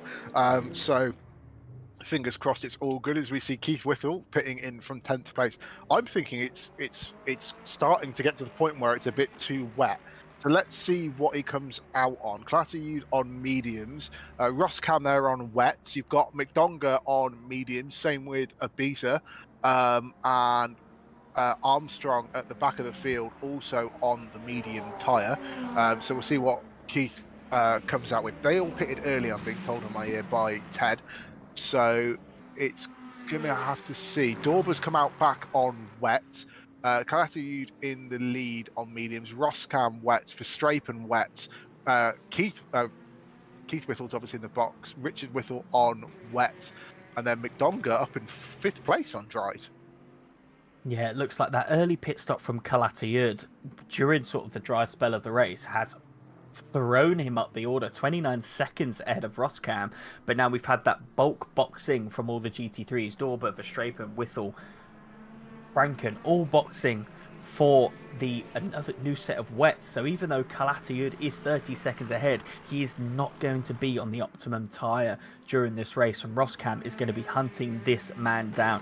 What we thought was a questionable strategy at the time from Calatayud has now gained him track position, and looking at the delta, still able to hold that position as it stands on the medium tyre. He can't box at this point. If he's got the virtual energy, he has to hang this out and try to keep this track position, but he's got a whole host of fresh wet rubber on a number of cars chasing him down at this stage.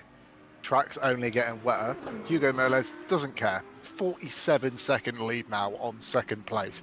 That is absolutely insane. But then look at, Ryan was pointing out, he's pitted as well. So Ryan was pointing out the times. Look at behind him. Look at 3rd, 4th, 5th. You could sort of throw a blanket over all of them still. You've got Kayani, Van Driesch, Huel and Van der Vel, and then Gill trying to chase back as we cut. Very expertly done back to that battle. We're trying to work out here up in the comms booth, how wet is this circuit right now? It's yellow flag. Somebody might have just dipped a wheel off into the gravel. We will have to wait and see if we see anyone take a pit lane. But all Peugeots, and then just that one Porsche just fighting his way through in the middle. Bad. Oh, yeah, it's properly raining now. Big snap from the Peugeot there. We see, yeah, the Porsche did get through. Raphael Huel did get a decent enough exit as they come down in. It's properly raining now, boys. Get yourselves ready for potentially a last-minute switch to wets and splash to the end. So all of these guys, obviously, some of these guys have to do splash and dashes. So, this helps them out a little bit in terms of strategy. Yeah, and it looks like Gill's risking it. We know that these guys need to splash and dash. It's whether they want to take the extra 12 seconds to stick a set of wets on. Now, it's hard to tell. We don't have a lap delta, whether the wets are currently 1 second quicker. Judging by what we're seeing, it looks like they are, especially from a mistake management perspective. We see the Porsche still going to war here through the Lecombe chicane. Van Driesch has finally got his P2 back in this race, but Kanani is going back at him. Raphael Huel keeping kind of quiet in these battles, always lurking at the back, and he's just picking up the pieces from these guys. But if I was in this race and driving in the hypercar class and in this battle, by the way, way too slow to be in that, way too slow to be fighting these guys, I would have done exactly what Ryan Gill has done. He knows that everyone that he's battling with need to do a splash and dash. Why not? You've made a mistake. Again, it's that mental reset. let's pit, let's put on a set of tires, let's finish, let's get to the end of the race on virtual energy, and let's see how much we can gain on these guys. We're about to see a direct comparison here. How much is Gil going to gain back? I think he could pull an absolute. He was the first to jump on the mediums and gained a massive undercut from that. I think he's pulled a blinder here and done it again. Now, as you know, Callum, I do race strategy and data engineering in sort of real life at racetracks all over the place. I can't even work out which one is the one to go through here, but it's going to be. I see Ted laughing in the comms booth. It's something I said inevitably. Great, cheers, boys. It's putting me off there, but this is going to be really difficult. I don't even know if Gil's pulled a blinder at this point. He's either pulled a blinder or he's going to end up 10 seconds back on this battle that he was in. Yes, we just saw a wingless Ford there. Jack McDonough has clearly found himself in the wall, and there is nothing more cursed than a GT3 without a rear wing. Speaking of which, I think we actually had a clip from last week where we found a GT3 without rear wing. And if you aren't following us on sort of any of our social medias, I do highly recommend checking the description and giving us a follow. We post anything about what we're doing, as well as sort of highlights from the race. You'll see many highlights on this. It does look like he spins from himself. Christopher Straper does a great job of avoiding that. And yes, nothing more cursed than a GT3 rear wing. But if you are looking for sort of any highlights from the races that we do, and also keeping up to date on the races we're putting on, the website and the social media is definitely something I would follow. Naturally, I'm an advocate for it because I do a lot of the social media here on RCI. So Kanai, net sort of P2, P3 as he came into the pits, he's followed sort of Gil's lead. He's pitted for the wet tire. Is Gil gonna come out ahead? And he does. He's massively ahead. It looks like he's potentially come out on a set of softs according to the left hand side, but look, Gil is further up the road. I think I've called it, Callum. I think he went for the right move. Yeah, I think, well, clearly it's worked out so far. Jill on a bit of a blinder there, but George Barr has DNF from the race as we see a motorboard going flying, and looks like it's happened by himself up at the top of the circuit at the Le Com chicane. Yeah, just loses the rear end, snaps around, and he's just got no space to correct it. Manages to get out of the way of the BMW and just pulls over to the inside there. So yeah, you can see, look at that, going in a straight line and turning 45 degrees left hand down. That is a broken Toyota, ain't no fixing that. So he retires from this race. Now, what are we going to do about the leaders? Obviously, Campbell's still out on the wet. I still don't think he's made a stop. Has he made a stop? Maybe we can see that on the timing screens as everybody's now coming in. So everyone's now on wets. Yeah, Campbell has made a stop and presumably come out on a different set of wet. So see where he cycles out in this. He might be able to jump up some positions here. Kanani is on soft, we're being told in our ear. So whether that's a bug, a mistake, or he's just not set his tyre choice, I can only assume those are the only possibilities, because why would you not be on wets now? Yeah, and he's going to be gutted either way, because the last thing you want to be is sort of in a... He's on a dry tyre here. We definitely know it's Mets. We know that Ryan Gill has absolutely leapt the field again. Right tyre, right time, as we've just seen the two Peugeots that are in this sort of battle for P2 all coming into the pits to see how they come out. And Kanani struggling there on the softer tyre. You can see that rear end is not behaving in the way he would like to, but you've just got to stick to your guns at this point. He's picked the sauce. He knows it's not the optimal tyre, but he's just got to hold it out to the end. He's going to really think about this. This could have been a race of what could have been, as we also see the leader. I mean, he could have gone to the end with the gap he had on softs, but he thought, you know, we'll do a courtesy pit stop regardless. It looks like, judging by the timer screens, and I'm sure we'll see as we hop back on board, but it looks like the Peugeots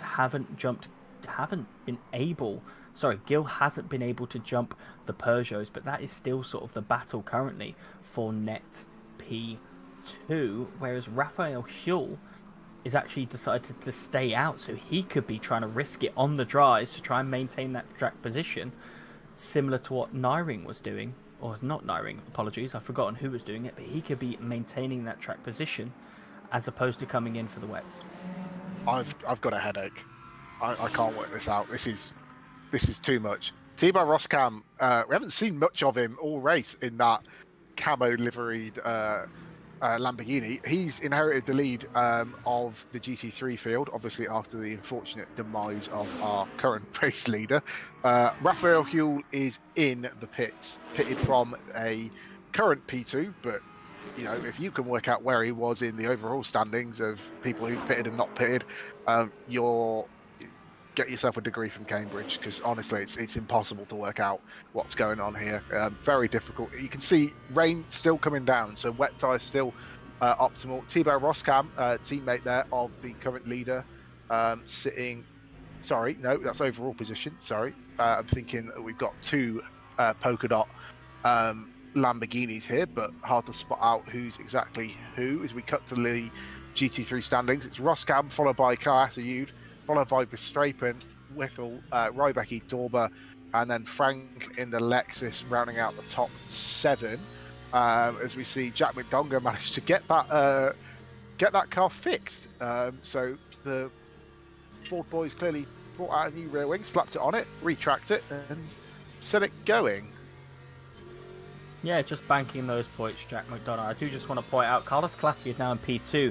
He was the driver who we thought was hanging it out on the dry tyre. It looks like he has lost out enough time for Thibaut Roskam to pass him. And to my knowledge, this may be Roskam's first win here on RCI, and it will be a well-deserved win. Obviously, Nyring with the unfortunate incident with one of the Peugeots. So GT3 field looking a bit more spaced out than we currently have in Hypercar, but battles still brewing nonetheless, especially with sort of mixed tyre choices up and down the field. But you can just see that racetrack now. There is a bit of a dry line appearing, but this is clearly a wet racetrack, and a number of these GT3 drivers will be on a set of dries from the previous pit stops and trying to hang it out there. The guys on the wets are going to be flying and really gaining on these guys right now. But what was that battle sort of between the Katayud, Whittles, Rybecki, Dorber and Frankin?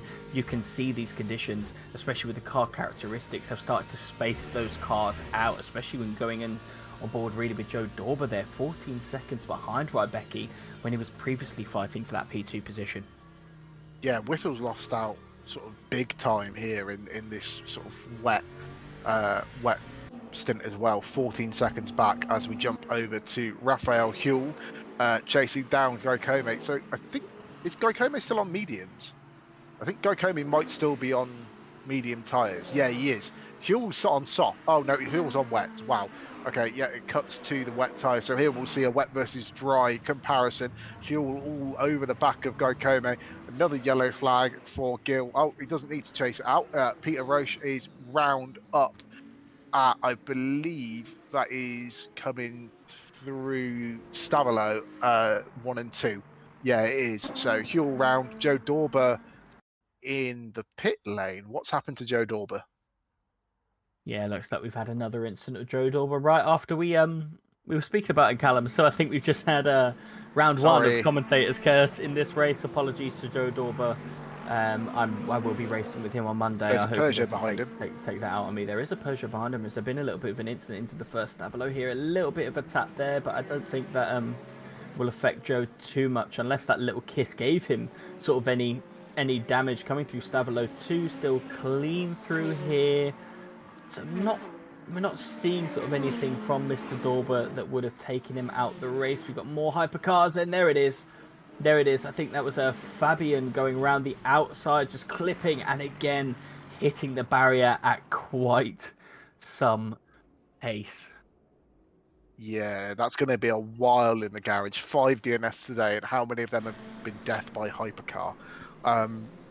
Yeah, I was nervous when I saw a Peugeot behind, I'm not going to lie. As we saw earlier, it got a little bit feisty between some of the hypercars and the GT3s. There's Goikome down in 7th place, so he has lost that place to Huell, who is on the wet tyre. Goikome still holding it out on the mediums. 14 minutes to go, so you've got to assume he's going to the end now on these as he comes down his fellow Ferrari in the opposing class. Down the inside, and quite a clean pass through.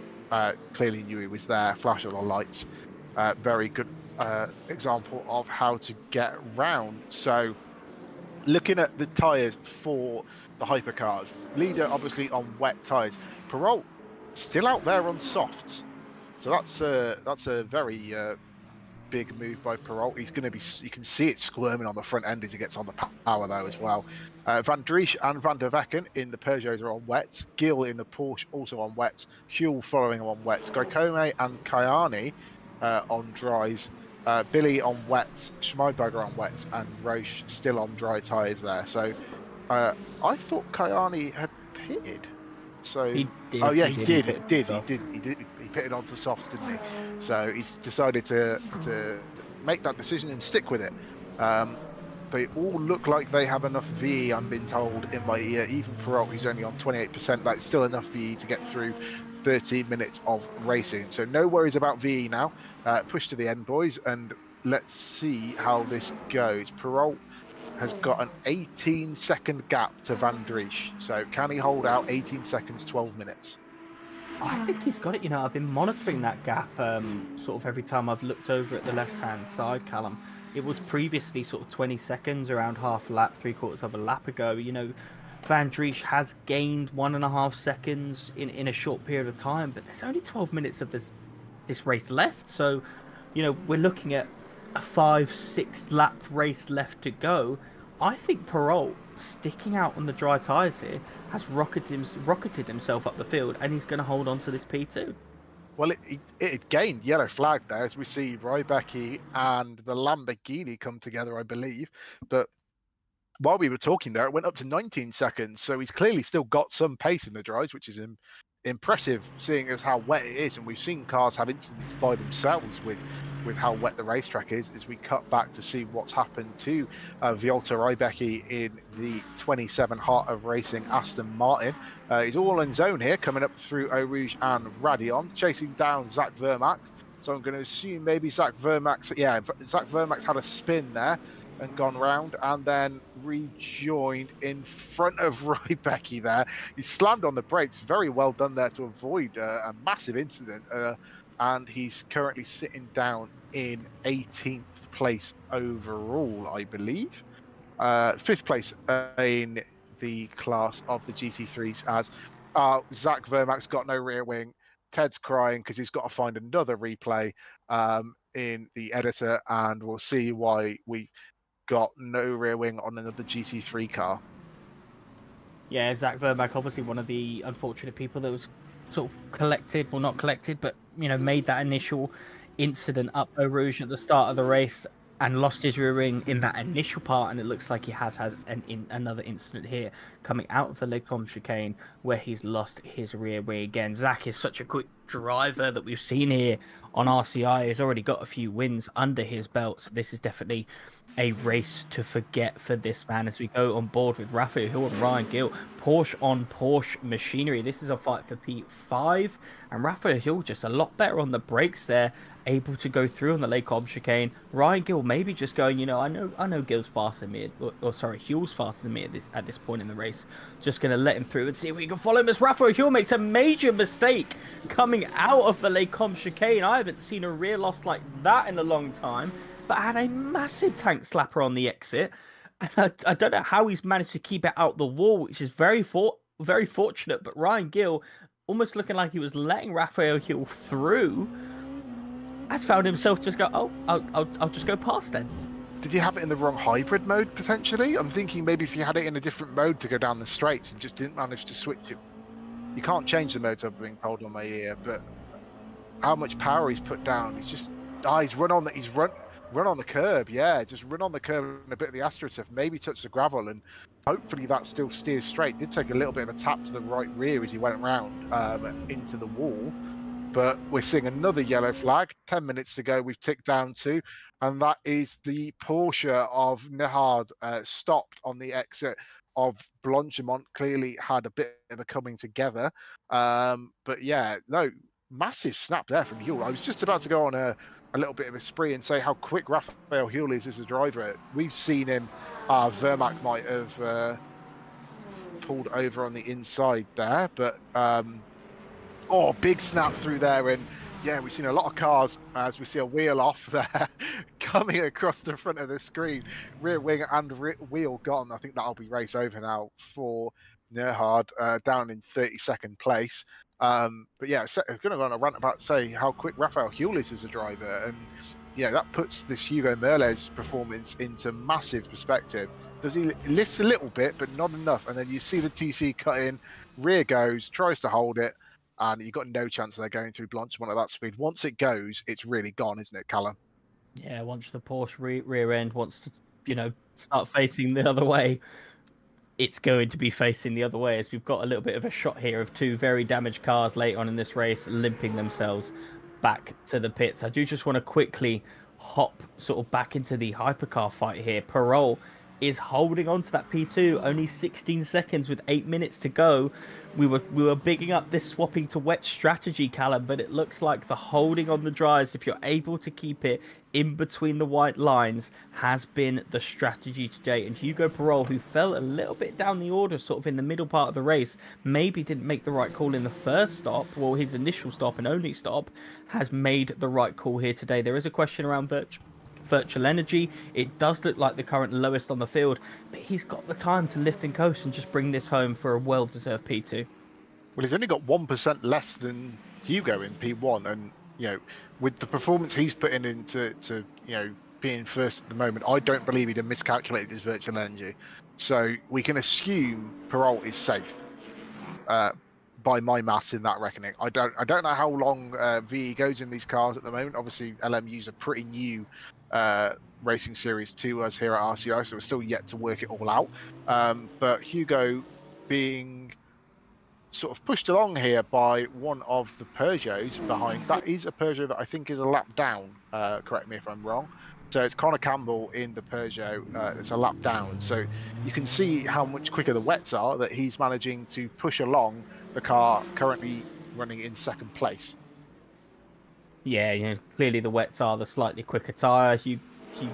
Perrault has let him through in that phase, and he's got the time. Like, why wouldn't you? There's no need to fight or squabble with a back marker that's coming back through the field. He's got a 14.9 second gap, about 3 laps to hold on to that. That was definitely the smarter sort of racing decision, as we've got Kanani, who's actually caught up with Gaikomi. These are two sort of slick tyre runners, Kanani on the softs and Gaikomi on the medium tyre. And you will say, they do say if you're going to be on a slicker tyre in the wet, the softer compound who could generate that heat a lot more is the preferred tyre, and that's what we're seeing here. A much better run through Eau Rouge and Radion. Going to tuck into the slipstream. A little bit of a flash of the lights, probably to say I'm coming or please let me through. I'm quicker at this stage. Is he going to be later on the brakes? Much later on the brakes. Much better purchase from that soft tyre, but runs it a touch wide. He is going to have to give that one back through the Les Combes chicane, and he does so, trying to get back side by side. A little bit of a tap, running himself onto the gravel there. That's maybe not the smartest of racing we've seen today, and trying to see if he's got a little bit of a gap into the downhill right-hander. I think if I was going to give any advice to Kanani at this point, it's like, you've got the pace on the guy. Let's just be a bit patient. We have got Billy Octane, who we know tends to have a bit of a late race surge, as we saw in Monza, breathing down your neck, and he is on the preferred tyre. But, a little bit of patience. You're quicker. Just wait till you're into that slipstream, down into the bus stop or down into Les Combes, and you will get him eventually, as he tries to make a move now down into Piff Paff, and there is contact pushing him out wide into the sort of the back end of Piff Paff, but does get through. But now Billy Octane is going to be sniffing on the rear end of both of these soft tyre runners in a much faster Porsche. That's naughty there. I don't think that's okay. You can't. I get it's wet and I get they're on dries and I get it's difficult to sort of hold the car down on the brakes, but that's a couple of moves there on that lap where he's gone down the inside at points that seemed quite late and sort of had us all wincing up here. And I'd be very annoyed if I was Gaikome. But look at the grip from Billy on the wet tyres. As you say, late race surge. This was a car that was involved in a big incident earlier on in the race, I think, and yeah, he's so much more grip than these dry tyre runners, as we see, who's that in the back? Schmeidberger in the background. Oh no, Kevin Boss. So Kevin's gained, running in 13th, so I believe he's a lap down, isn't he? Yeah, lap down for Kevin Boss. Obviously he got caught up in an incident earlier as well. I think probably about 70% of the field here, Callum, getting caught up in some kind of incident at Spa.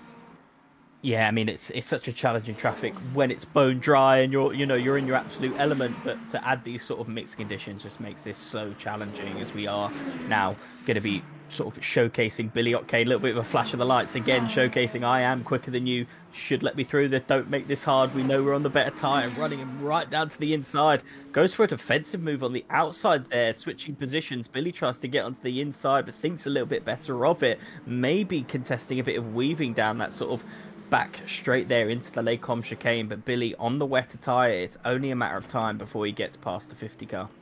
Calm down, boys. You've still got to make it to the end. Being 3 minutes from the end doesn't mean anything. So, don't want to have a big shunt here. Billy, oof, see the front end twitching there as he tries to get on the power between the exit of the top of the track and No Name coming down towards Purne. You've got to imagine he's got to have a load more grip. See how he goes in deeper into the corner. Got a lot more purchase on those wet tyres and then power out of it. Let's see how close he is getting big time through there. At least a couple of tenths. Not close enough to take a look down the inside into the Fangio chicane, or Piff Path as it's quite commonly known, but looking at making himself set up for maybe a move down in towards Blanchimont as he comes down into the final few corners of the circuit. A bit of dust kicked up by the Aston Martin up ahead, but let's see, GT3 traffic gonna, oh no, it was a BMW up ahead. Sorry, apologies. GT3 traffic gonna play into this one here.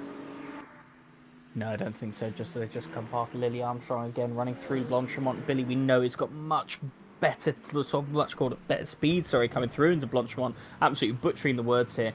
Guy Comey going a bit defensive on the inside, and that's made him outbrake himself. For Billy's just able to slot himself up the inside line. Is he going to be able to get the traction up the inside? But Kokomi squeezes him on the exit curve. A little bit of a flash of the headlights, rightfully so, from Mr. Octane there. And he's going to try and vie him into La Source and up through Eau Rouge and Radion and try to get him up into the Lacombe chicane. Better exit, but really screwy on that rear end. He's absolutely pulling. But even with that rear end slide, he has got the traction coming into Eau Rouge. Is Kobe going to try and hold it? No, tucks him behind. And Billy Octane, the late charger of this series, once again making the moves in the dying moments of the race. I don't know whether I saw that correctly, but I think there was a little bit of a nudge through La Source there.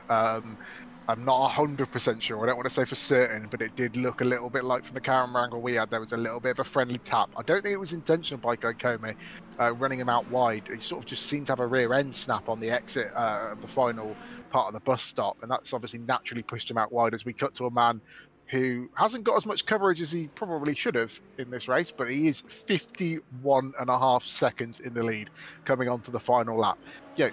He's three quarters of a lap ahead of the GT, of the rest of the field, of Perrault. So I imagine Perrault's probably coming through sort of the middle sector now, and Hugo Merles is on his final lap. Yeah, Perrault coming up towards, I believe that's going down towards Blanchimont, isn't it? Yeah. And Hugo Merles is already pretty much 3/4 of the way down the Kemmel Straight. So shows you how dominant this has been by him. It hasn't mattered whether it's been rain, dry, back to rain again, who's on what tyre behind him. He's just kept on putting massively quick lap times in as Hugo Perrault comes up to the line to start his final lap. Looks like he might hold on here. He's lost a lot of time, lost 7 seconds since we last saw him, but still got time in the bag, and I don't see them catching him, he says. No, unless a major mistakes happens in this sort of dying portion of the race, Callum, it looks like Perrault with a brilliant strategy call to sort of hold his nerve on the softer tire, or sorry, the slick tire, the slick medium tire through that second spell of rain is going to pay dividends. Carlos Calatiud, it looks like the circuit's now drying, and Carlos Calatiud is starting to come into his own. 1.3 seconds behind Theobald Roscan. This is a fight for the GT3 lead in the dying stages of the race. Now, where is the race leader of Hugo Merles? Because this could really impact whether we've got an extra lap of this race between the GT3 field or they're going to finish. It looks like he may have gone past, so this could be the final lap of the GT3s as well, and it is, and it looks like Roscan is going to hold on to it, Callum. Yeah, Hugo Merles coming up towards Blanchimont already, so yeah, Roscam coming through Fangio chicane and then down into Stabilo 1 and 2. Hugo Merles comes up into the bus stop. Nice clean line through there. Doesn't need to push it out, and takes an absolutely dominant lights to flag win here for round 2 of the multi-sprint series. Amazing race from Hugo Merles. Massive pace. Guy Kome in the pit lane. We're being told we'll find out afterwards what happened there. Thibaut-Roskam coming up through Blanchimont now as well.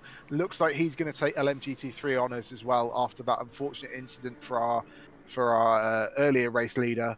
But yeah, Thiago Roskam, Carlos Clatter, you gaining near the end of the race here, but not quite enough. Too little, too late here. Thibaut Roskam is going to take GT3 honours with Clatter, you coming home in second. Yeah, and a little bit of a flash of the lights because I know that these guys are friends in real life and are teammates. Christopher Strapen coming in P3 in the Lamborghini. We got Perrault, a well-deserved holding his nerve, coming through in P2, and then we're expecting the 2 Peugeots of Van Dries, the teammates Van Dries and Van der Velken, coming afterwards, and Gill coming through in P5. Hugo Perrault has to be chuffed with that result. Held his nerve on the softer tyre, and that's earned him P2. Flying formation for these two coming across. Richard Whittle coming through in P4. That's a brilliant result for Richard Whittle, who seems to really thrive here on LMU. He is obviously a staple here at RCI, racing on all platforms. Ryan Gill in the Bongo Tech livery coming through, and Kanani, I tell you what, he put the softs on. We were all mocking him for that, but still comes through in P6. So a brilliant recovery drive on the less optimum tyre as people are starting to come across the line for the end of what's been an action-packed race. Callum, I usually take notes on sort of the action points here, and I have quite literally filled an entire page of notes for what to clip for our social media platforms. I do just want to quickly shout out the only Lexus on the field as a fellow Lexus appreciator. Lily Armstrong involved in that incident at the top of Radion early on in the race, and it's coming through in P10. A brilliant recovery drive from the controller player, sliding the rear end, as you will see on the controller quite a lot, coming through the final corner, and that is a brilliant recovery drive from Lily Armstrong, Callum. Yeah, fair play. A lot of drivers obviously involved in quite big incidents today, so if you had one early enough, you had a chance to sort of cut back, as sort of Lily's shown us. As I think we're going to get a chance now to see what happened to Guy Kome on the last few laps there. Showing is finishing in P11, but that's not where he was running. So what's gone wrong, as we're slowly trying to find the right point in the replay. But yeah, no, big props to a lot of these guys. Oh, nearly a bit of a touch there between... Oh, maybe a connection issue. We're thinking that was straight on. That was, not being touched on the replay there from Ted in the box. So he's gone from a fight to immediately back to the pit lane. So we can only assume a bit of a connection issue. And what a time to have it! If only the internet could have held out for another minute or two, and he'd have finished on track. But yeah, I didn't know what I was getting myself in for, Callum, here with LMU. But what a race to start kicking it off with for both of us. Yeah, I can't deny, Callum. That's probably one of my favourite races that I've actually watched here on RCI. Carnage from start to finish. I mean, that sort of battle pack that we had for Hypercar in the middle of the race was unbelievable for that P2 position. Positions constantly being swapped. Different phases of the race had different people sort of being faster than the others, and it just made for some incredible racing. And for me, I'm a big strategy man, and the fact that we had mixed strategies across the field, and really like the strategy we thought wasn't the preferred, taking home a really deserved P2, is just absolutely incredible for me.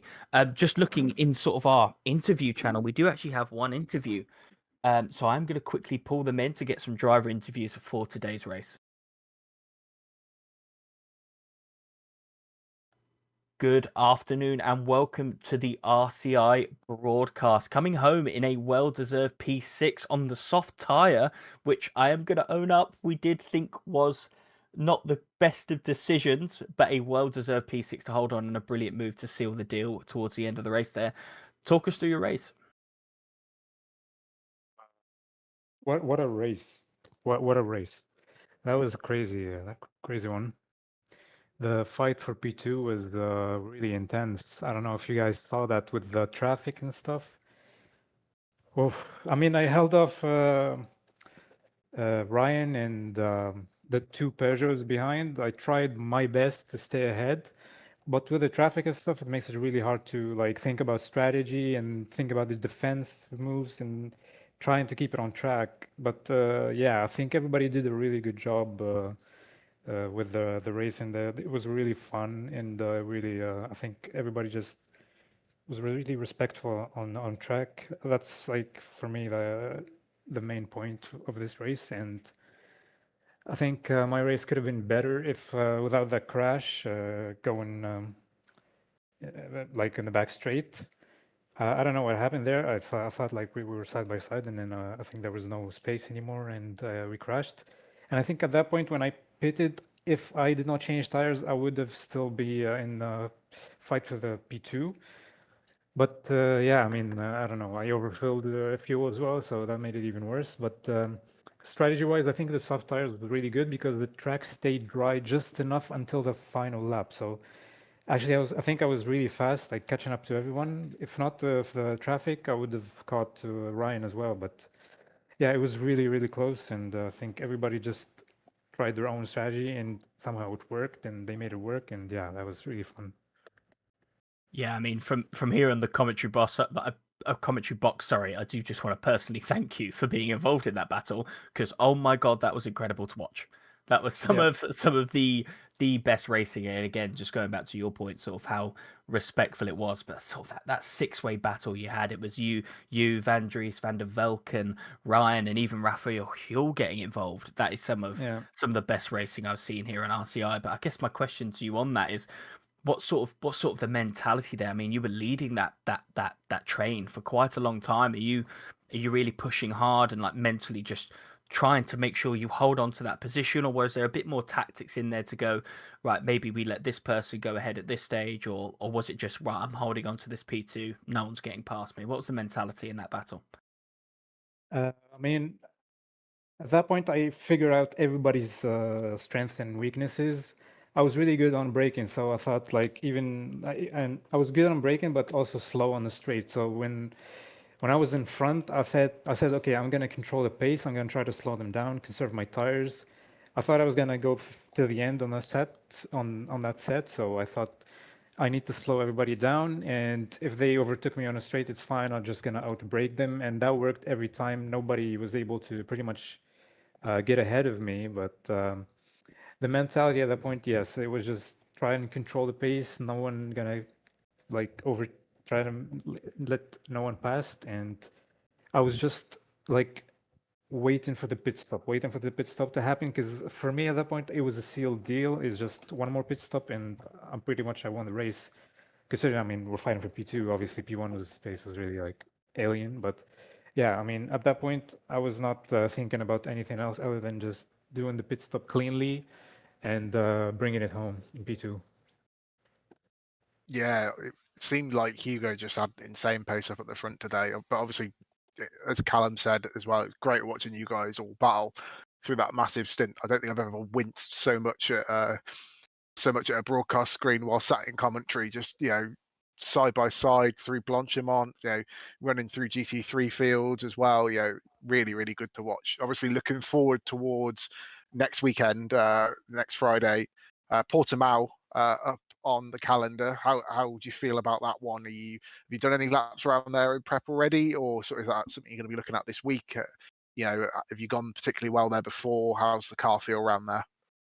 Yeah, I mean, Portimao is another track that I like, and I feel really comfortable in it, so can't wait. I mean, I'm not going to be an alien, but yeah, I think we're going to be able to fight for a really good position front. Well, we need someone to start taking the battle up to Hugo. Anyone you'd like to thank on your end, sort of before we let you go and enjoy the rest of your evening? I mean, just yeah, thanks to Ryan and the two Persians behind. They were really good, great battle. And also sorry to some of the GT3s if we scared them. And I did actually touch a bit of like GT3s. I just say sorry. That was really like I tried my best, and it was really intense. And I hope I didn't ruin your races. Brilliant. Well, thank you very much. Hopefully, we'll see you next week bringing the goods. Definitely another battle like that will be greatly appreciated. Thank you very much. Goodbye. So just quickly before we sort of round off today, I'm going to run through the results here today. So Hugo Mols, absolute dominating performance again, and Hugo Perrault sticking his guns to secure the P2. Zeno van Driesch came through in P3, probably felt like he deserved the P2 there, so we're excited to see what he'll cook up for us in Portimao. Milan van der Velken, Ryan Gill, Kanani, who we just spoke to, Billy Octane, Schmidberger, Shaw, Peter Roche round out the top 10. We then have Giacomi, Colin Campbell, Kevin Boss, and George Barr, followed by Reese Wilkinson, and the rest did not start the race.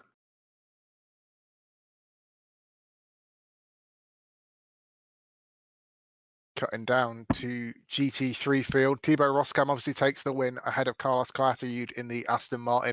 Christoph Verstappen, third place in the Lamborghini, so making it a Lamborghini 1-3. Richard Whittle takes fourth place in the Ferrari. Walter Rybacki in fifth. Rob Franken in sixth. Keith Whittle in seventh. Jack McDonger in that Ford Mustang in eighth. Ibiza in ninth.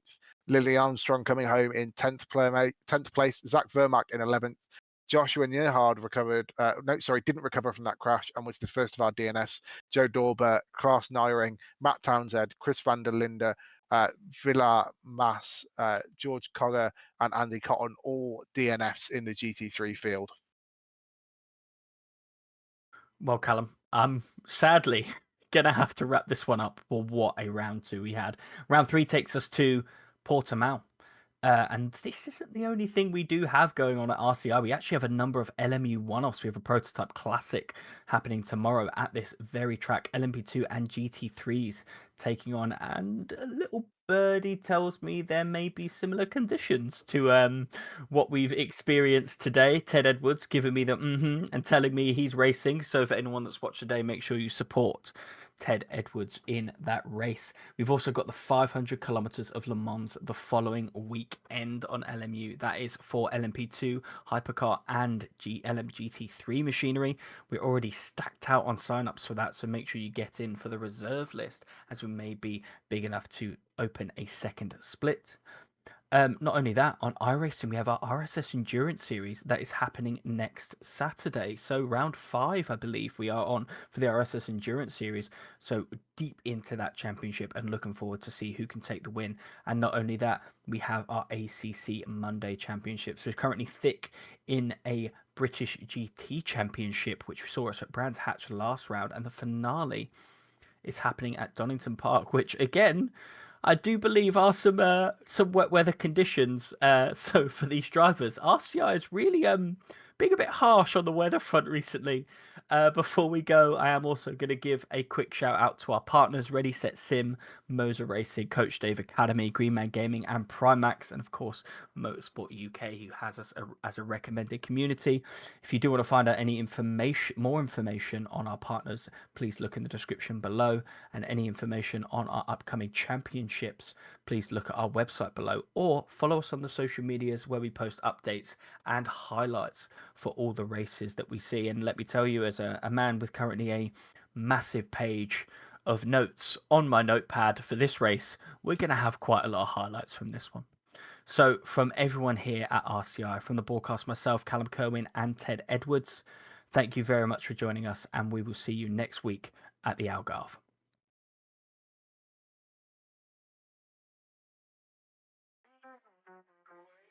3, 2, 1, go. Get behind the wheel, let's go. Grip the road, feel the flow. Thunder roaring, steel alive. Live this dream and drive. Tires burning with gasoline. Push the limits, chasing green. One shot, don't slow, go on, we'll take control. Engines scream alive tonight.